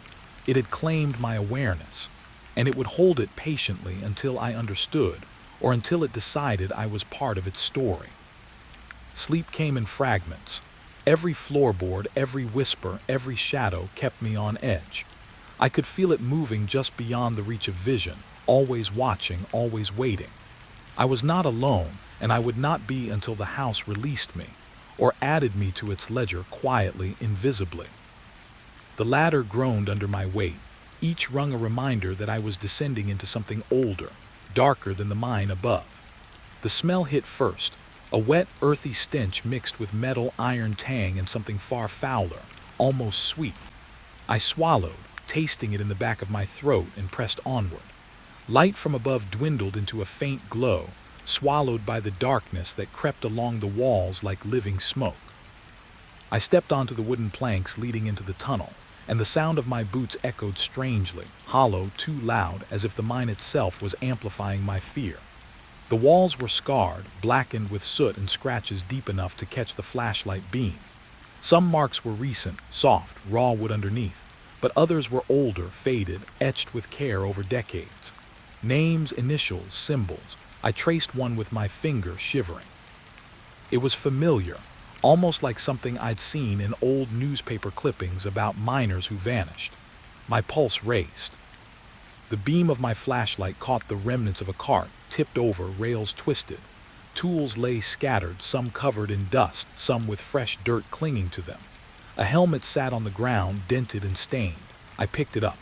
The smell of sweat and decay lingered as if someone had removed it yesterday. My hands shook. Why had no one come back here?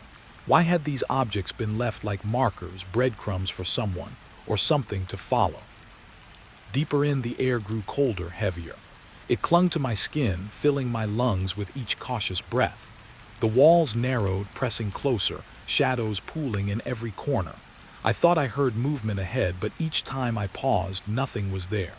Only silence, thick and watching. Then I saw it, the signs of human presence that didn't belong to miners simply working. A circle scratched into the floor, symbols I didn't recognize, and in the center, fragments of cloth burned black at the edges. The faint coppery smell of blood lingered. My stomach turned. Someone, or many someones, had been here performing acts meant to mark, to summon, or to hide. I crouched, examining the circle, running my fingers along the grooves. A shiver ran through me, a sudden awareness that I was not meant to see this. And yet, the compulsion to know pushed me forward.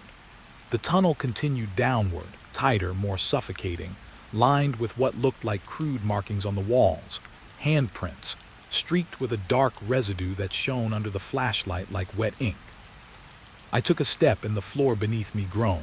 A rock shifted. I froze. Silence answered, but the sense of being watched pressed into my skull, unrelenting. I forced myself to move, careful, deliberate, tracing the narrow tunnel until I reached a fork. One path descended deeper into a pit so black it swallowed the light, the other curved to the left, walls scarred with scratches that grew fresher, rawer. I hesitated. Logic screamed to retreat, but curiosity burned hotter. I chose the left path, the closer one. The air grew damp, almost choking, clinging to my hair, my clothes. I could hear it then. Faint scraping, rhythmic, deliberate. Not machinery, not miners digging. Something else below, waiting. My heart thudded painfully in my chest. The walls widened slightly, opening into a chamber I wasn't prepared for. The floor was scattered with bones. Small, large, broken, and whole, many of them arranged in patterns, like someone had been cataloging, studying, marking. A chill ran through me. I took a step forward and a skull rolled slightly under my boot. I gagged but forced myself to keep moving. Against the far wall, a crude altar had been built from stones and timber. Objects littered it. Charred bones, metal trinkets, scraps of cloth stained dark, and a book, edges blackened, pages brittle. I lifted it gently. Symbols etched across the cover burned in the flashlight glow, letters I couldn't read, yet felt like they understood me. The scraping noise returned, louder now, echoing from below the floorboards. I glanced down and realized the floor wasn't solid. Planks covered a pit and shadows moved beneath. Something scraped, circled, paused, then shifted again. My flashlight beam caught a shape, a hand, pressing against the underside, pale, thin, like the mine itself was alive, reaching for me. I recoiled, heart hammering, flashlight trembling in my grip. I tried to make sense of it. Ritual, criminal activity, perhaps both. But the more I observed, the more it felt like a warning. Names scratched into walls above, symbols on the floor, bones arranged with care. This mine wasn't just abandoned. It was waiting, cataloging, observing. And now it had noticed me. I explored further, careful with each step. A narrow shaft branched off to the right, barely wide enough to squeeze through. The smell was strongest there, iron and rot thick in the air. I followed it, flashlight cutting arcs through the darkness until I saw marks on the walls, handprints, footprints, streaked and fresh. Someone or something had been moving here recently. Then I heard its soft, deliberate scraping circling beneath me. I froze, straining to listen. The sound came from the pit, then behind the wall, then directly above. My mind tried to rationalize. Wind, settling wood, my imagination. But the instinct in my chest screamed the truth. I was being watched. And whatever it was, it moved with intelligence, with patience. The tunnel opened into a larger chamber, ceiling arched, walls blackened with age and use. In the center, more remains. Tools scattered like forgotten toys. A chair overturned, a helmet cracked. I noticed a crude ladder descending further into the darkness, into a pit that seemed bottomless. A rhythmic tapping came from below. Someone digging, maybe, or trying to draw attention. My stomach knotted. I stepped closer to the ladder, flashlight trembling. The air grew colder with each step, heavier, carrying whispers faint as wind but sharp in the skull. I couldn't tell if it was memory or voice, mine or theirs. Names whispered through the dust, overlapping decades, overlapping voices. Miners lost, workers vanished, visitors who never returned. I felt the weight of each one pressing down, recording me into the ledger of this place. I glanced back at the altar. The symbols, the arrangements, the charred remains, they were part of a ritual or a record or both. The scraping sound intensified beneath my boots, circling. My flashlight beam flickered, shadows dancing like fingers on the walls. Something was down there in the pit, watching, waiting. I didn't know if it was human or something else entirely, but I could feel its intelligence, its presence, threaded through the floor, the walls, the very air. I considered leaving. Every rational thought screamed to retreat, but the ladder descended further and curiosity held me. I touched the first rung. The wood was damp, cold, solid. I climbed slowly, each rung creaking beneath my weight.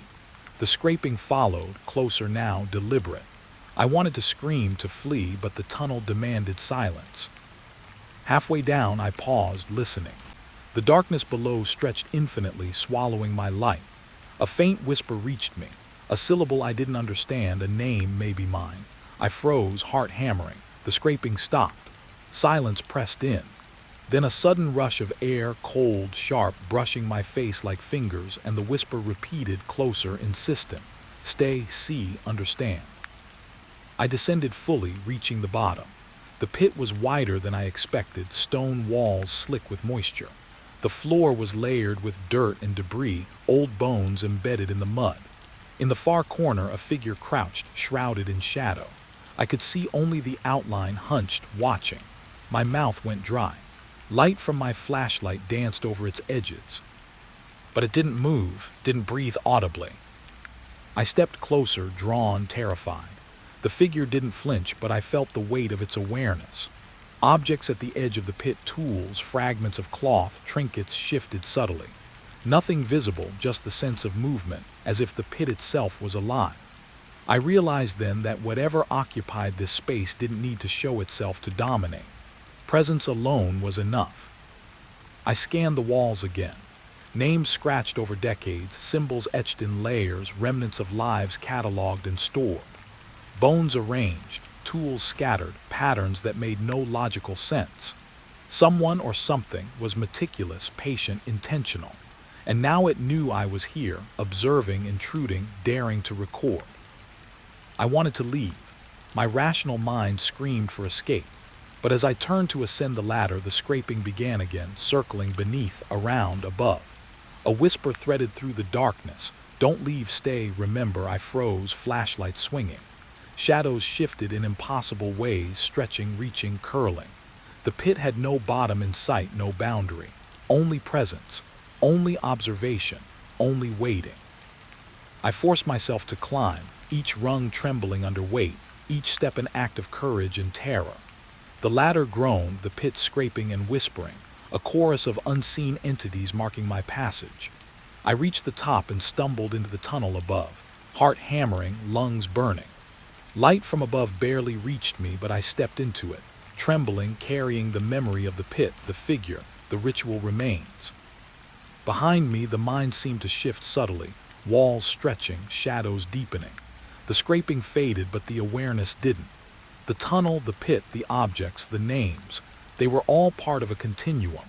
Observation, cataloging, waiting. And I had added myself to it, however briefly, however unwillingly. I emerged into the open air, night thick around me. The stars were distant pinpricks, indifferent to the horror beneath. The mind gaped behind me, silent but alive. Something waited, patient, deliberate. I didn't know if I would return. I didn't know if anyone else ever would.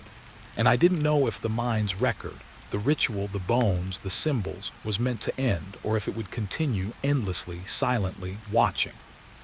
The wind whispered through the entrance. My name, faint, carried on the breeze. I shivered, staring at the darkness below. The mind didn't release its secrets. It cataloged them. And it would continue long after I left, long after anyone left. Some mysteries weren't meant to be solved. Some presences weren't meant to be confronted. Some tunnels had no end. I pushed against the first door and it didn't budge. The handle rattled under my grip, metal groaning, but the lock held firm. Scratches marred the wood, deep, jagged, fresh. My pulse jumped. Whoever or whatever had been here recently left messages, warnings. The air smelled of antiseptic, stale and sharp, mixed with something coppery, metallic. I swallowed hard and stepped back, listening. Silence, except for my own breathing, too loud in the empty hall. The building stretched out around me, pale walls peeling like scabs. Flickering fluorescent lights overhead buzzed once, then died, leaving the corridor half in shadow. I could see wheelchairs tipped on their sides, rusted IV stands, remnants of medical trays scattered across the floor. The hospital smelled of abandonment, but the scratches on the doors whispered that it hadn't been entirely empty. I tried the next door. Locked. Scratches again, clawing toward the handle, down the edges some smudged, like a hand had pressed against the wood in frustration or desperation. My flashlight cut a shaky line across the hallway, illuminating half the door, leaving the rest swallowed by darkness. Something shifted in my periphery. I spun, heart pounding, but there was nothing. Only the faint echo of my boots on cracked tiles. I stepped closer to the nearest window. Broken panes let in the pale light of the dying day. Across the hall I noticed marks on the wall, handprints streaked with something dark. I couldn't tell if it was blood or paint, but the imprint was unmistakably human. Someone had struggled here. Someone had tried to escape, or wanted to trap whoever came after them. My stomach tightened. I had the sense I was following a trail left for me, deliberately, methodically. One of the doors to my left bore a metal sign scratched beyond recognition. I ran my finger along the grooves. "Isolation," I whispered, unsure. My breath fogged in the cold air. There was a faint creak behind me, like a chair moving on its own. I spun, empty corridor, but I could feel the weight of eyes. Somewhere in the depths of the hospital, I wasn't alone. The next door I tried had no handle, just a smooth, locked panel. But along the edge there were claw marks, deep and jagged enough to suggest force, panic. My flashlight flickered and caught a small pile of papers beneath the door, medical charts, stained, scattered. I crouched and picked one up. Names, dates, notes on patients. Most ended abruptly. Discharges, deaths, transfers. One page had a note scribbled in a shaky hand. "Don't let them in." My heart thudded against my ribs. I moved down the hall, careful to avoid the scattered trays and broken equipment. The air grew colder, damp like a morgue left open to the elements. Each door was the same, locked, scratched, warnings carved into wood. Some scratches were fresh, shiny under the flashlight, like the hospital's memory was still alive, still recording. I wondered what had lived here, what had scratched so desperately at these doors. Then I heard it, a faint dragging noise. Behind one of the doors, low, irregular. I froze, flashlight trembling in my hand. My mind raced, machinery settling, rats or something else. I pressed my ear to the door. Silence except for a faint, wet scrape that made my stomach knot. My pulse quickened.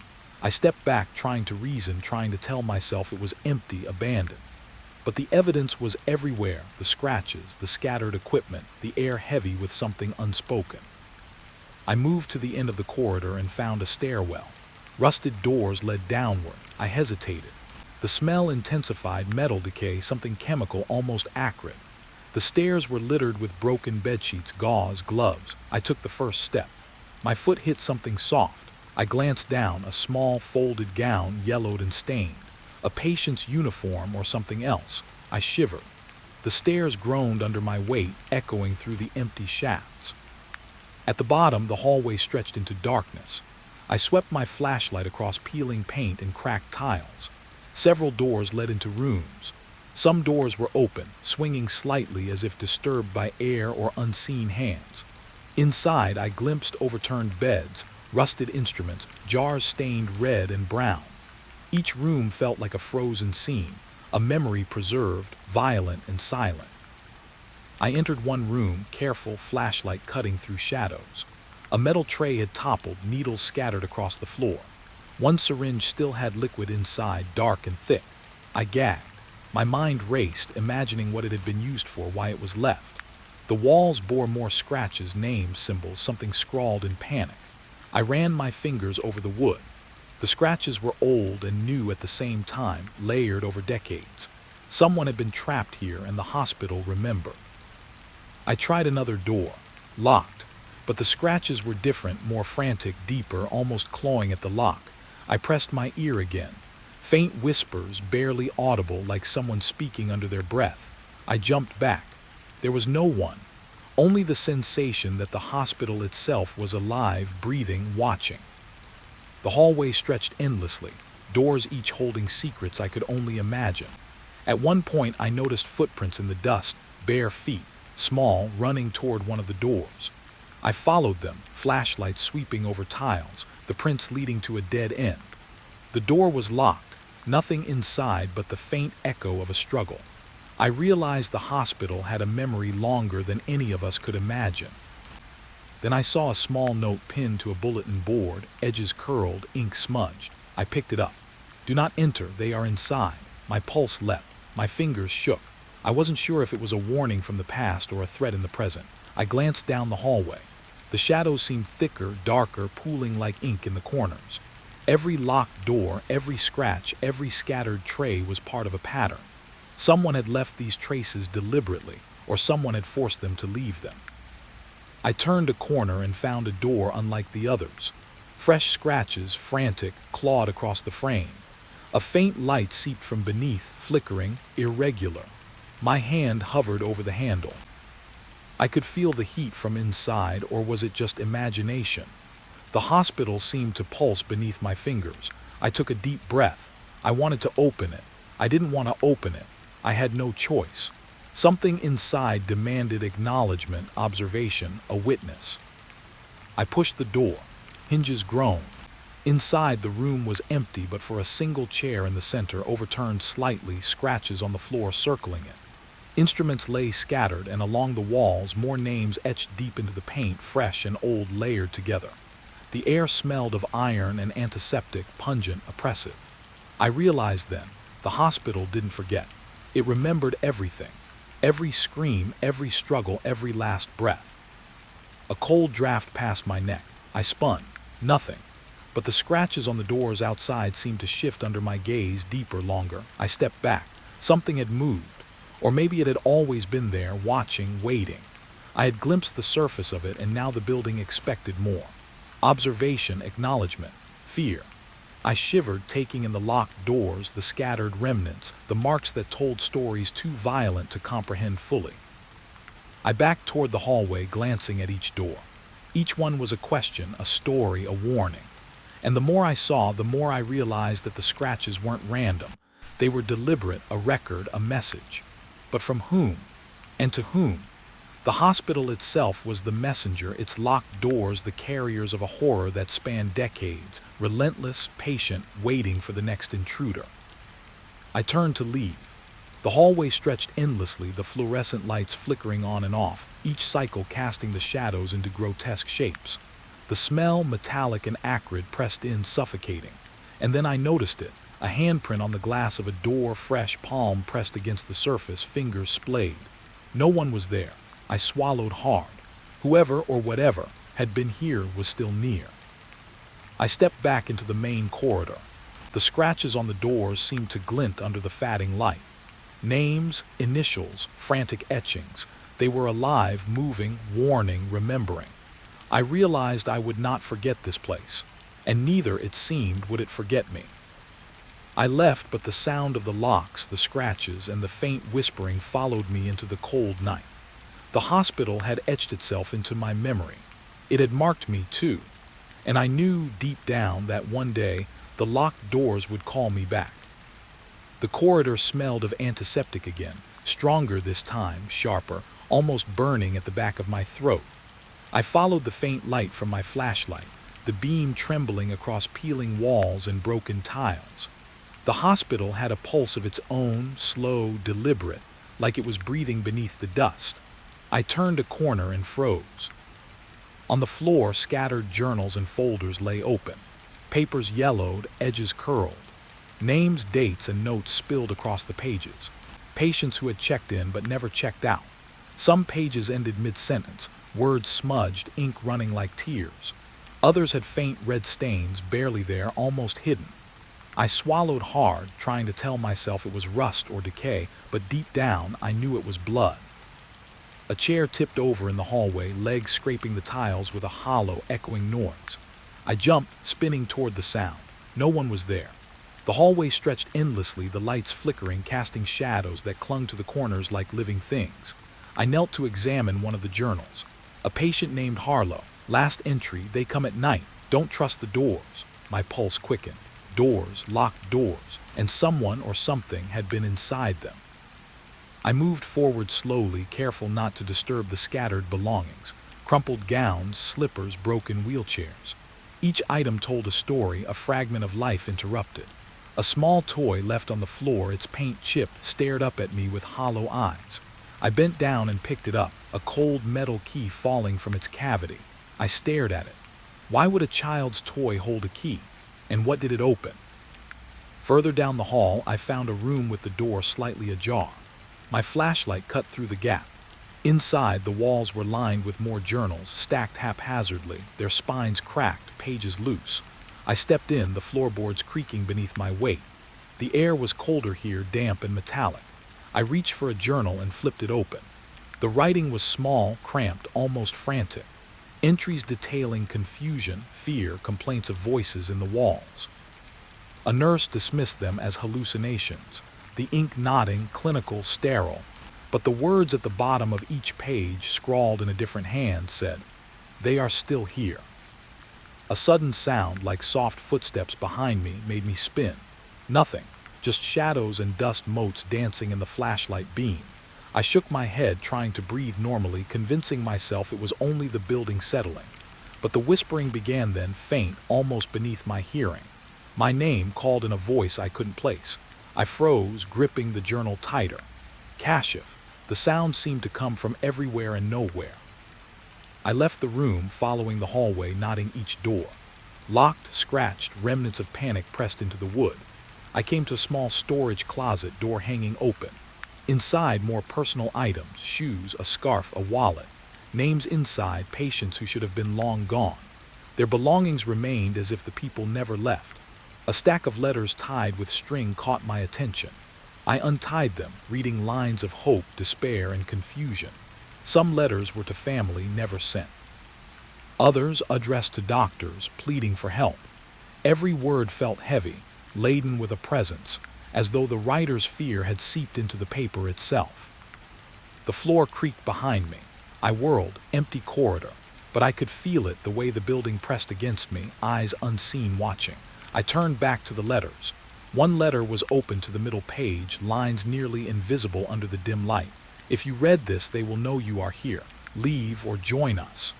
My hand froze over the paper. Join us. The words felt like a hand curling around my chest.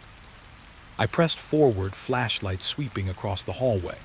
More doors, more belongings scattered outside each one. Shoes lined up as if the wearer had stepped out, never to return. Broken glasses, dentures, hearing aids. Personal effects left behind, but the owners gone. The sense of absence was oppressive. I could almost hear whispers, low and murmuring, behind the locked doors. Not yet, not yet. One door was different. Marks along the edges, deep gouges, fresh. I crouched to look closer. Scratches spelled a message, barely legible, "Help me." I felt a chill run down my spine. Someone or something had left a message for me, anticipating my presence. My fingers trembled against the wood. I pressed my ear to the door. A faint scuffling, rhythmic, like someone digging or clawing at the floor. I pulled back, stepping away. The air seemed heavier here. I realized I was breathing faster, heart hammering. I tried to ground myself. Logic, the building was abandoned. History, patience gone. Yet the traces were too fresh, too deliberate. Whoever had been here had left signs, stories, warnings, and maybe was still here. I found a small nurse's station. Drawers left open, charts spilling out. One chart bore the patient's photo, name, and dates, but the bottom line had been altered, scrawled over with sharp, frantic strokes. Never left. My stomach churned. I could feel a tension in the air, like the past had condensed into something palpable, pressing against my chest. A soft whisper echoed from somewhere down the hall. "Follow." I hesitated, every instinct screaming to run. But curiosity pulled me forward.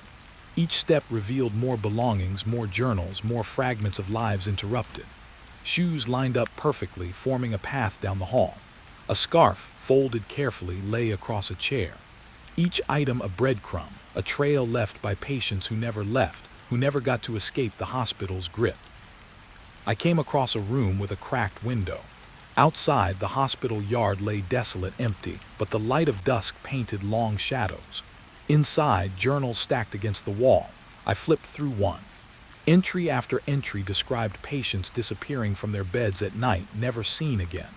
Doctors noted hallucinations, delusions, paranoia. But the scribbled notes in the margins told a different story. They took them. They never let them leave. A sudden creak made me spin. Nothing there. But the air felt alive, as if the building itself exhaled. I followed the path of belongings, each item more personal, more intimate than the last. A ring, a pair of glasses, a photograph, a stuffed animal, everything left in a hurry, left for me to find, to notice, to fear. I stopped at another door. Deep scratches ran across its surface. I pressed my hand against the wood, cold. The whispers rose just at the edge of hearing. My name again. My chest tightened. I wanted to leave, but my feet moved forward, drawn to the stories, the journals, the traces of lives snatched away. I stepped inside. The room was empty except for scattered charts, a single bed overturned. The walls were scratched with names, dates spanning decades, some fresh, some faded. The whispers seemed to come from the walls themselves, layering over one another, stories overlapping in a chorus of despair. I realized then, the hospital didn't just remember, it trapped memories, moments, fear. Patients that never left weren't gone. They were preserved, etched into the very building. I knelt to examine the floor. More scratches, small, frantic, circling the bed. A single shoe, polished and clean, lay alone, as if its owner had vanished mid-step. I could feel the presence then, not a person, not a ghost, but an awareness, something that watched and remembered everything I did. The whispers intensified, a low hum vibrating through the floorboards. My flashlight flickered. Shadows stretched unnaturally across the room. I realized with a jolt, I was not alone, not in the way I had feared before. Something was here, somewhere, observing, waiting, marking me, the same way it had marked the patients. I backed toward the door, journal clutched to my chest. The hallway seemed longer, darker. Each door, each scatter of belongings, each scribbled note was a story, a warning, a record. The patients that never left were a map of fear, and now I was walking through it, a part of the hospital's memory. The last thing I saw before stepping into the main corridor was a name carved fresh into the wall beside the door, Kashif. My own name, written in desperate scratches, trembling, alive. I staggered back. Whispers circled me, rising, overlapping. The hospital remembered me now. It had marked me, and I understood this place didn't let anyone leave entirely. Not really. I ran, heart hammering, stumbling over debris, following the hallways back to the entrance. The night air outside hit me like a wave, cold, sharp, cleansing, but the feeling of being watched lingered, gnawing at my neck, my back. I glanced back. Windows dark, doors closed. Yet, somewhere deep inside, the hospital was alive, patient, deliberate, and it had not finished with me. I left with my journals, my pulse still racing, carrying fragments of stories that were not mine. And as I walked away, I realized I had become part of the hospital's record. Patients that never left had grown in number. The ward was darker than I had imagined. The overhead lights were dead, and only my flashlight cut through the thick shadows, bouncing off cracked tiles and rusted bed frames. The air smelled stale, sour, with the faint tang of iron. My footsteps echoed softly, swallowed almost immediately by the emptiness. It wasn't just quiet, it was deliberate. I passed a row of beds, sheets torn, mattresses sunken and yellowed. Some had small belongings left behind. A pair of slippers, a folded blanket, a toy, a book. I imagined the patients who had slept here, the ones that never left, their lives reduced to scraps scattered across the floor. I shivered.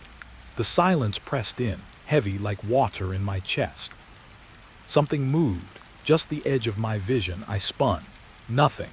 Shadows stretched across the walls, flickering with the beam of my flashlight, but no one. My pulse hammered. I shook my head, trying to tell myself it was exhaustion, the building playing tricks. But the feeling persisted, the sense of being watched, of presence just beyond what I could see. I moved toward the end of the ward. My light caught on a small journal lying atop a nightstand. I picked it up, flipping pages carefully. Entries described patients who whispered at night, footsteps in the hall, doors opening and closing on their own. Some mentioned seeing figures in the corner of the room, watching but never speaking. Every page carried a growing fear, but nothing compared to the sense I had now. Those words weren't just memories. They were instructions, warnings. A sudden creak from the far end of the ward made me freeze. My flashlight swung in that direction. A shadow shifted just past the last bed. I blinked. Nothing, my stomach clenched. I whispered to myself, it's nothing, just the building settling. But then a soft dragging sound came from that direction. Slow, deliberate, like someone or something was moving along the floor, staying just out of reach. I took a cautious step forward. The floorboards groaned. Another shift in shadow, another scraping sound. My hands tightened around the flashlight. I tried calling out, but my voice caught, swallowed by the walls. My throat felt raw. A faint smell, sour and metallic, hit me, making me gag. Something had been here recently, or was still here. I reached a bed near the corner.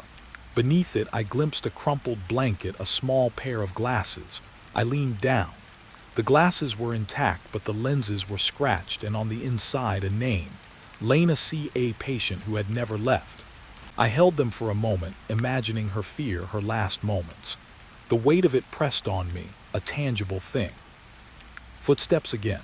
Not behind me this time. To my left, beyond the beds, I swung the flashlight. Shadows shifted. A figure, tall, thin, maybe a nurse or patient, but indistinct. I blinked. Gone. Only darkness remained. I whispered her name, Lena. No answer, only the low hum of the building. My heart raced. I felt like I was being drawn deeper into a trap I didn't understand. I moved toward the last room in the ward. Door hanging on one hinge, slightly ajar. The air grew colder as I approached. I could hear faint whispers now. Indistinct, overlapping like 100 voices, some calling names, some crying, some laughing softly. I pressed the flashlight through the doorframe. Inside, the room was empty, bed stripped, chair overturned, walls scratched. Scratches deep, long, spiraling, almost deliberate. They weren't random. Someone or something had made them. I knelt, inspecting the scratches. Names, initials, dates spanning decades. Some faded into the plaster, others fresh, sharp. The most recent, my own. Kashif, my breath caught, my name carved into the wall in a frantic hand. I felt the weight of eyes on me, pressing from all sides. I spun, flashlight catching the shadows in the hallway. movement, just beyond the edge of the beam, always just beyond. I backed into the hallway, trying to distance myself from the room, but the whispers followed, winding through the air, curling around the walls. I stumbled, almost falling over a discarded wheelchair. My light caught something on the floor, a small pair of shoes, pristine, as if waiting for someone, waiting for me. A soft drag from the corner. My pulse skyrocketed. I swung the flashlight. Shadows pooled there, thick, dense, unnatural, and then stillness. Only the low murmur of the building, like it was breathing. I realized the whispers weren't coming from the walls entirely. They were coming from the dark, from whatever had been moving just out of sight, watching, waiting. I moved faster, stepping over scattered belongings. Charts, gowns, personal effects, all frozen in time, preserved in the air of fear. I felt it then, unmistakable. Something had followed me from the last room. Not fast, but deliberate. A presence, patient, unseen, breathing with me. I stopped at a nurse's station. Drawers pulled open, papers scattered. I rifled through them quickly. Notes on patients missing overnight, investigations closed with no explanation. One folder was different. Inside, photographs of patients, each with a circled date, the date they were last seen. Some had red marks over their eyes, others faint scratches across their foreheads. One photograph had been altered. A small, crude mark made to look like a spiral, freshly carved into the photo itself. I felt my stomach twist. The hallway moaned, floorboards bending beneath a weight that wasn't mine. I spun again. The shadows shifted, coalescing just beyond the edge of the light. I couldn't see clearly, but I could feel it. Tall, patient, deliberate. Every step I took was mirrored by a faint echo of movement somewhere just beyond vision. I pressed on toward the exit of the ward. I passed a room where the bed was perfectly made, sheets tucked in, pillow in place. But something was wrong. A figure sat in the corner, hunched, silent. I froze. The light trembled as I raised the flashlight. The figure dissolved into shadow before I could make out details. My pulse thundered in my ears. The building exhaled almost approvingly. I reached the end of the hall, the double doors that led to the main corridor. Locked. Scratches jagged across the wood. My flashlight flickered. Behind me, I felt it again. A presence. Patient, deliberate. The whispers rose, overlapping in a cacophony of names and fears. Some calling, some pleading, some mocking. I realized the ward didn't just remember the patients. It kept them, held them in a loop of fear, replaying it endlessly. I pressed my hand to the door, feeling the deep gouges. My own scratches, fresh, jagged, clawed into the wood. I backed away, heart hammering. Whispers spiraled around me, a dozen voices, dozens more. Shadows moved, circling, stretching, coiling like smoke. I understood then. I wasn't just exploring the ward. I was becoming part of it. A sudden rush of cold air pushed me back. The whispers ceased for a heartbeat. I saw it then, just beyond the door, a movement, a shadow shifting in the hall. Not human. Tall, distorted, deliberate. It observed me without urgency, patient, like it had all the time in the world. I could feel its gaze, weighing me, marking me. I ran, hallways blurred under my feet. The ward twisted, doors appearing where none should be, corridors bending impossibly. Whispers rose again, chasing, circling, an endless loop of voices. I stumbled into the main corridor. The exit doors lay ahead, faint light spilling from the lobby. I didn't look back. I could feel it, following, patient, deliberate. I burst into the lobby. Air sharp, cold, smelling of dust and decay. Outside, the night stretched empty, silent. I paused, catching my breath. The hospital behind me stood dark, silent, but I knew it wasn't finished. I had seen the silent ward. I had felt it watching, recording, remembering. The patients that never left were still here, and now, so was I. Even in the streetlight, even in the quiet night, I could feel it. A presence lingering, deliberate, waiting. And I knew what I had seen was only the beginning. The ward was alive in ways I couldn't comprehend. And the shadows, patient and patient, were not done with me. The church rose out of the fog like a skeleton dressed in stone. Its spire cracked and leaning, windows jagged, some missing entirely, some still clinging to the last shards of colored glass. I stepped closer, boots crunching on broken pews and scattered stones. Even from the outside, the shadows through the remaining stained glass seemed alive, twisting across the cracked walls, stretching farther than they should. I pushed the heavy oak door. It groaned, long and bitter, echoing down the empty nave.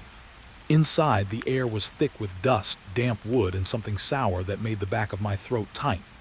Light fell through the high windows, fractured into colors that didn't belong.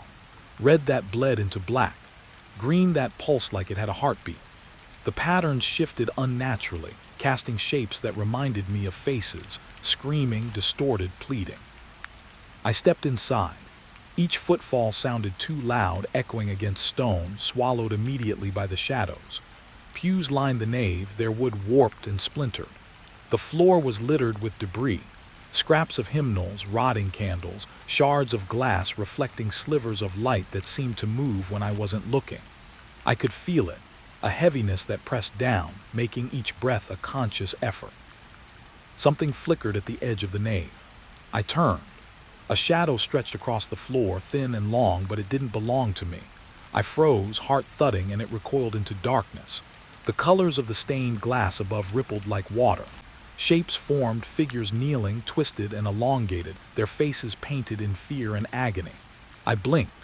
They shifted again, gone, replaced by new shapes, staring at me with silent accusation. I moved toward the altar, steps careful, deliberate. The floorboards groaned under my weight. Light spilled through a high window, painting the altar in a red glow. The shadows moved over the stone like smoke, curling around the base of the altar. I could see the remnants of old candles, some melted into grotesque shapes, blackened and misshapen. I knelt to inspect them. Small, jagged fragments of something dark, ashes, maybe charred wax, but there was a metallic tang. Iron, copper, blood. My stomach churned. A sound came from the side aisles. Soft, deliberate, almost a whisper, but not in any language I recognized. I spun toward it. Shadows pooled there, deeper, thicker, moving without source. I raised my flashlight, the beam weak against the colored light. Shapes shifted. For a moment I thought I saw a figure crouched by a pew, watching me. Then it dissolved into the wall, leaving only the echo of its presence. My pulse spiked. I stepped forward again toward the lectern. Papers lay scattered, yellowed and brittle. I picked one up. A hymn or prayer, I couldn't tell which. But someone had scribbled over the margins, frantic, looping letters, names, dates. One faded page bore a single word repeated. They came. My breath hitched. Who? And when? My flashlight flickered, catching on the side of the altar. Shadows moved again, like hands reaching, pulling away, waiting. I moved toward the side chapel. The air grew colder, heavier. My breath fogged before me. Stained glass there was mostly shattered, but the remaining shards cast fractured, pooling light across the stone floor. Shapes formed in the fractured light, figures bending, bowing, kneeling, all impossibly thin, impossibly long. I felt like I was walking through their congregation, eyes fixed on me, silently judging. A low hum vibrated through the walls, subtle at first, then stronger, a resonance that made the hairs on my arms stand up. I knelt to inspect the floor. Dark stains marred the stone, old blood, dried into unrecognizable patterns, some jagged, some circular like symbols. The hum grew louder, almost a chant, though no lips moved. My skin prickled, fear curling like smoke inside me. The shadows of the windows above pulsed in rhythm with the hum, as if the church itself was alive, breathing. Something skittered behind me. I spun. Nothing. Only the pews, the floor, the shards of glass catching colored light in strange angles. But I could feel it, attention, deliberate and patient, watching me. I tried to calm myself, whispered my own name. Nothing.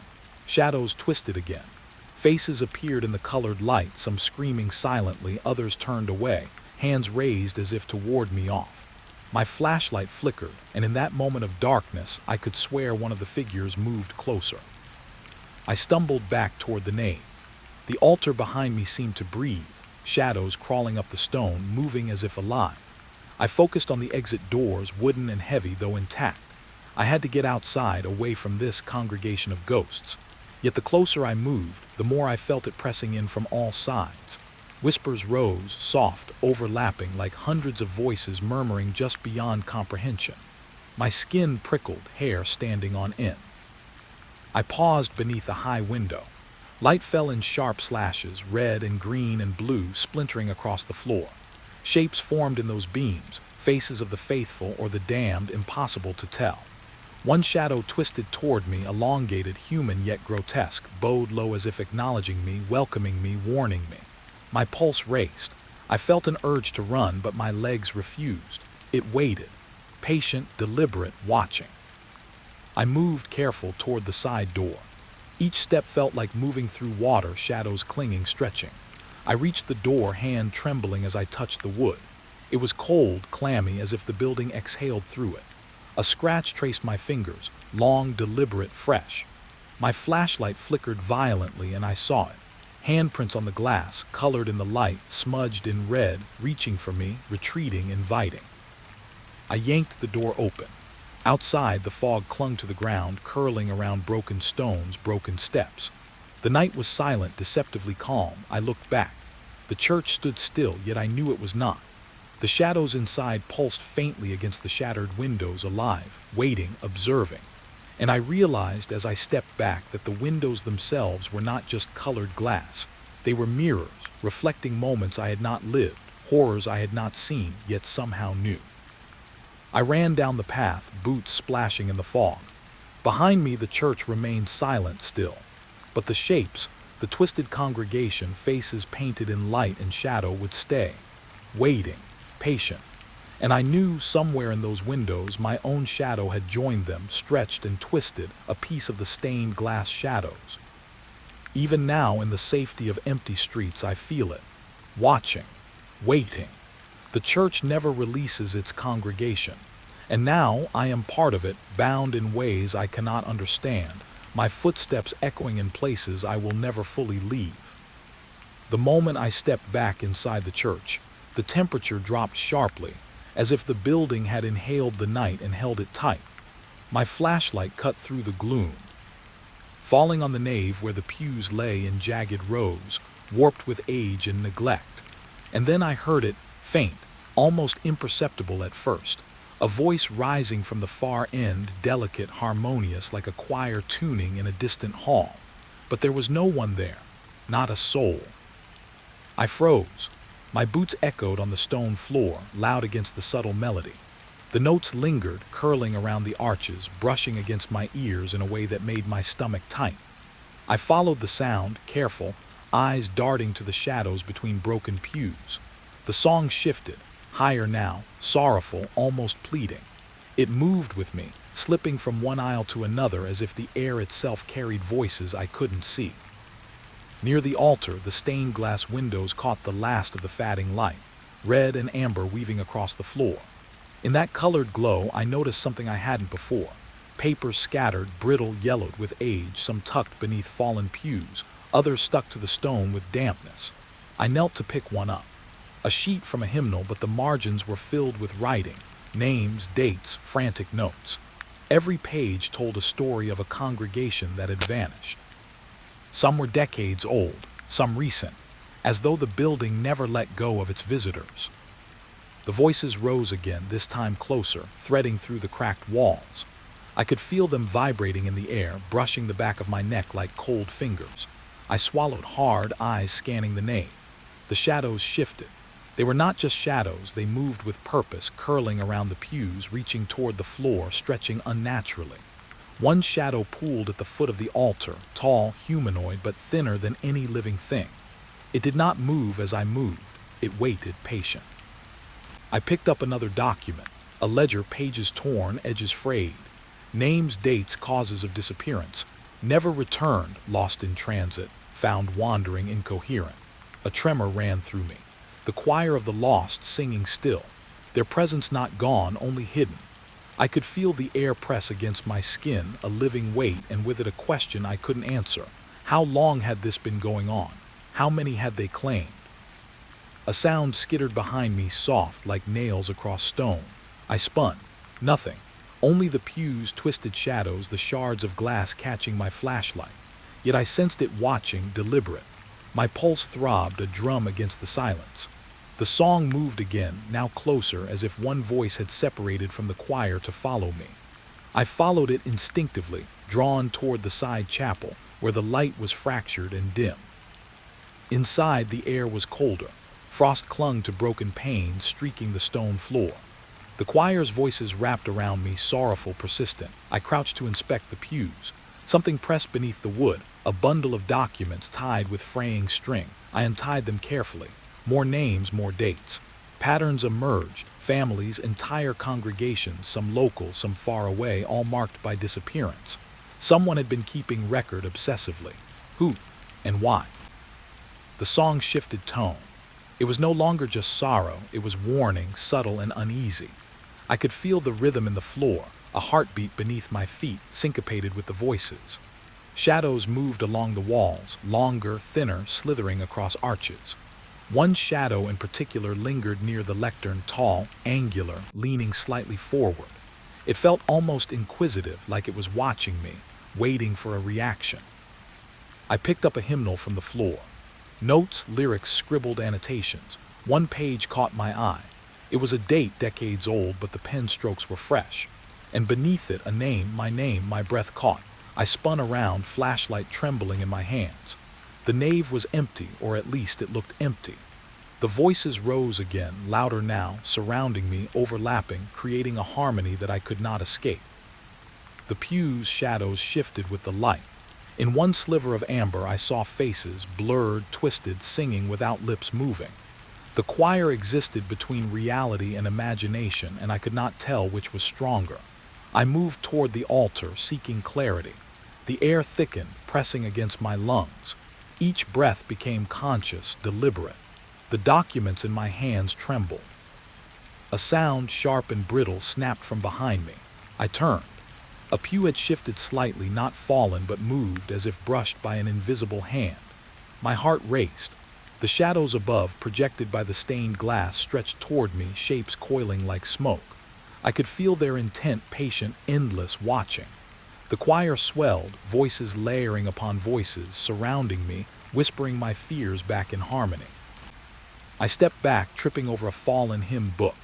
It slid across the floor, landing open at a page with a drawing, figures kneeling, bowed low, faces hidden, hands reaching out. A symbol etched at the bottom, a circle, jagged, broken, enclosing a cross. My stomach churned. I had seen this somewhere, in a dream perhaps, or in a place I could not remember. The shadows quivered. The voices softened, but the weight in the air remained, pressing, waiting. I moved toward the side door. The choir followed, a thin, haunting echo. Shadows flowed with the colored light, pooling at my feet, tracing along the stone like water. I glanced back at the altar. One shadow stood taller now, extending a thin arm as if inviting me or warning me not to leave. My hands shook. I gripped the doorframe.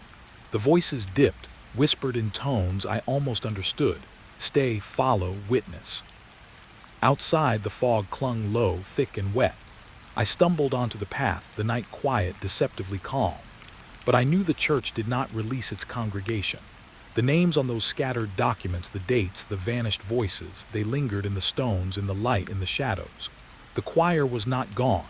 It waited, patient, eternal. And somewhere deep in the nave, I knew my shadow had joined them, one more voice to the chorus of the lost. I walked away, boots sloshing in the wet grass, but every step echoed back, carried by the wind. The windows of the church shone faintly in the fog, reflections of a light that did not belong to the world outside. And I felt it in my chest, a strange tug, like the choir was still calling me, still observing, still counting.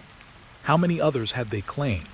How many more would join before the building finally released its hold? Even now, hours later, the voices linger.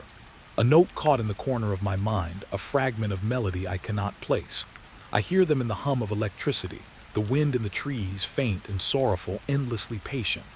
The church remains, empty yet full, silent yet singing. And I know, without understanding how, that the choir of the lost has not finished its song, and neither have I.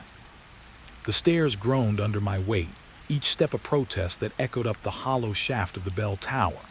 The rope railing frayed beneath my fingers, coarse and damp, leaving splinters I could feel long after I let go. Above me, Darkness pooled like thick liquid, swallowing the rungs ahead. And somewhere in that black, I sensed it before I saw it, watching. I paused. My flashlight trembled in my hand. The beam bounced across old brick and rotting wood, catching on shapes that might have been shadows, might have been deliberate.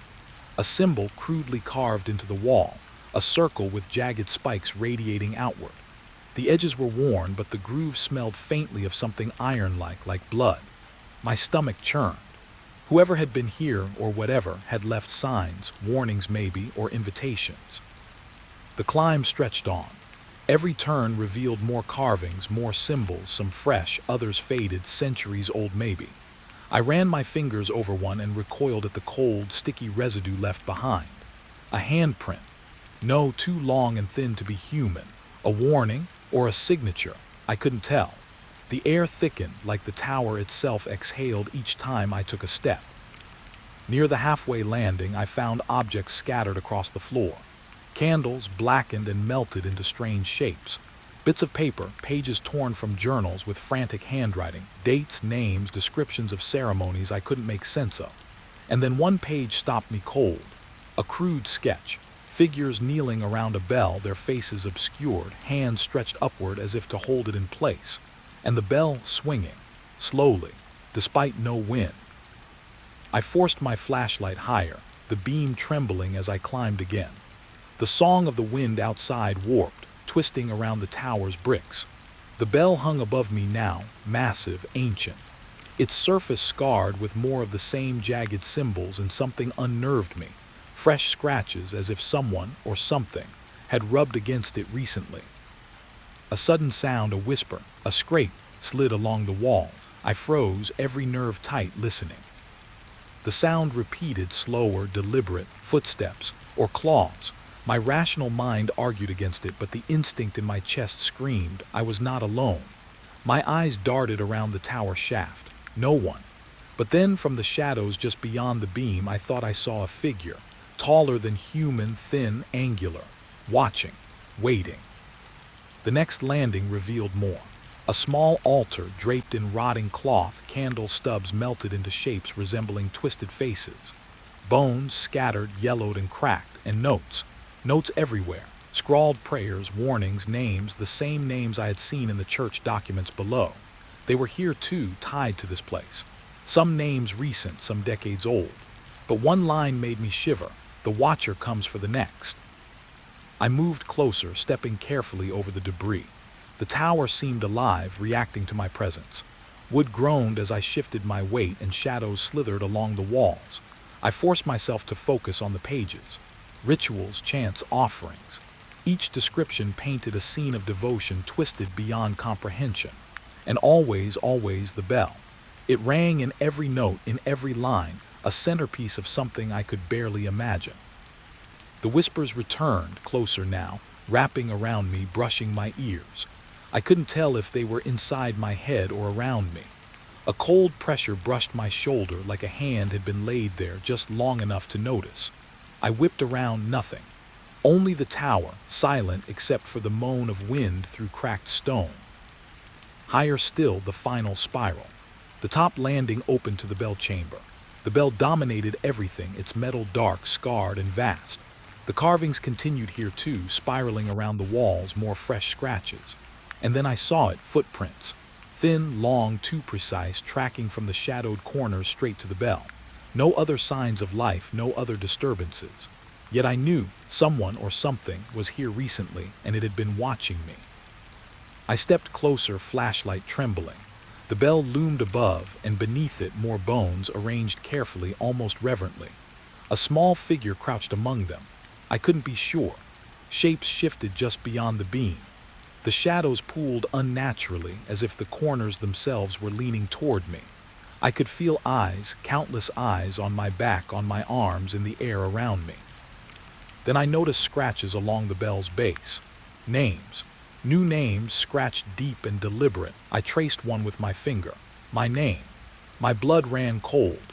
My heart raced as the bell creaked, swinging slightly as though moved by invisible hands. The wind outside seemed to die, leaving the chamber in suffocating silence. A voice, soft but clear, whispered, "You should not be here." Not a scream, not a shout, just those words sliding along the walls. My mind fought, telling me I was imagining it, but the evidence was everywhere. Names, footprints, carvings, bones. The Watcher had been here, had seen me, had anticipated me.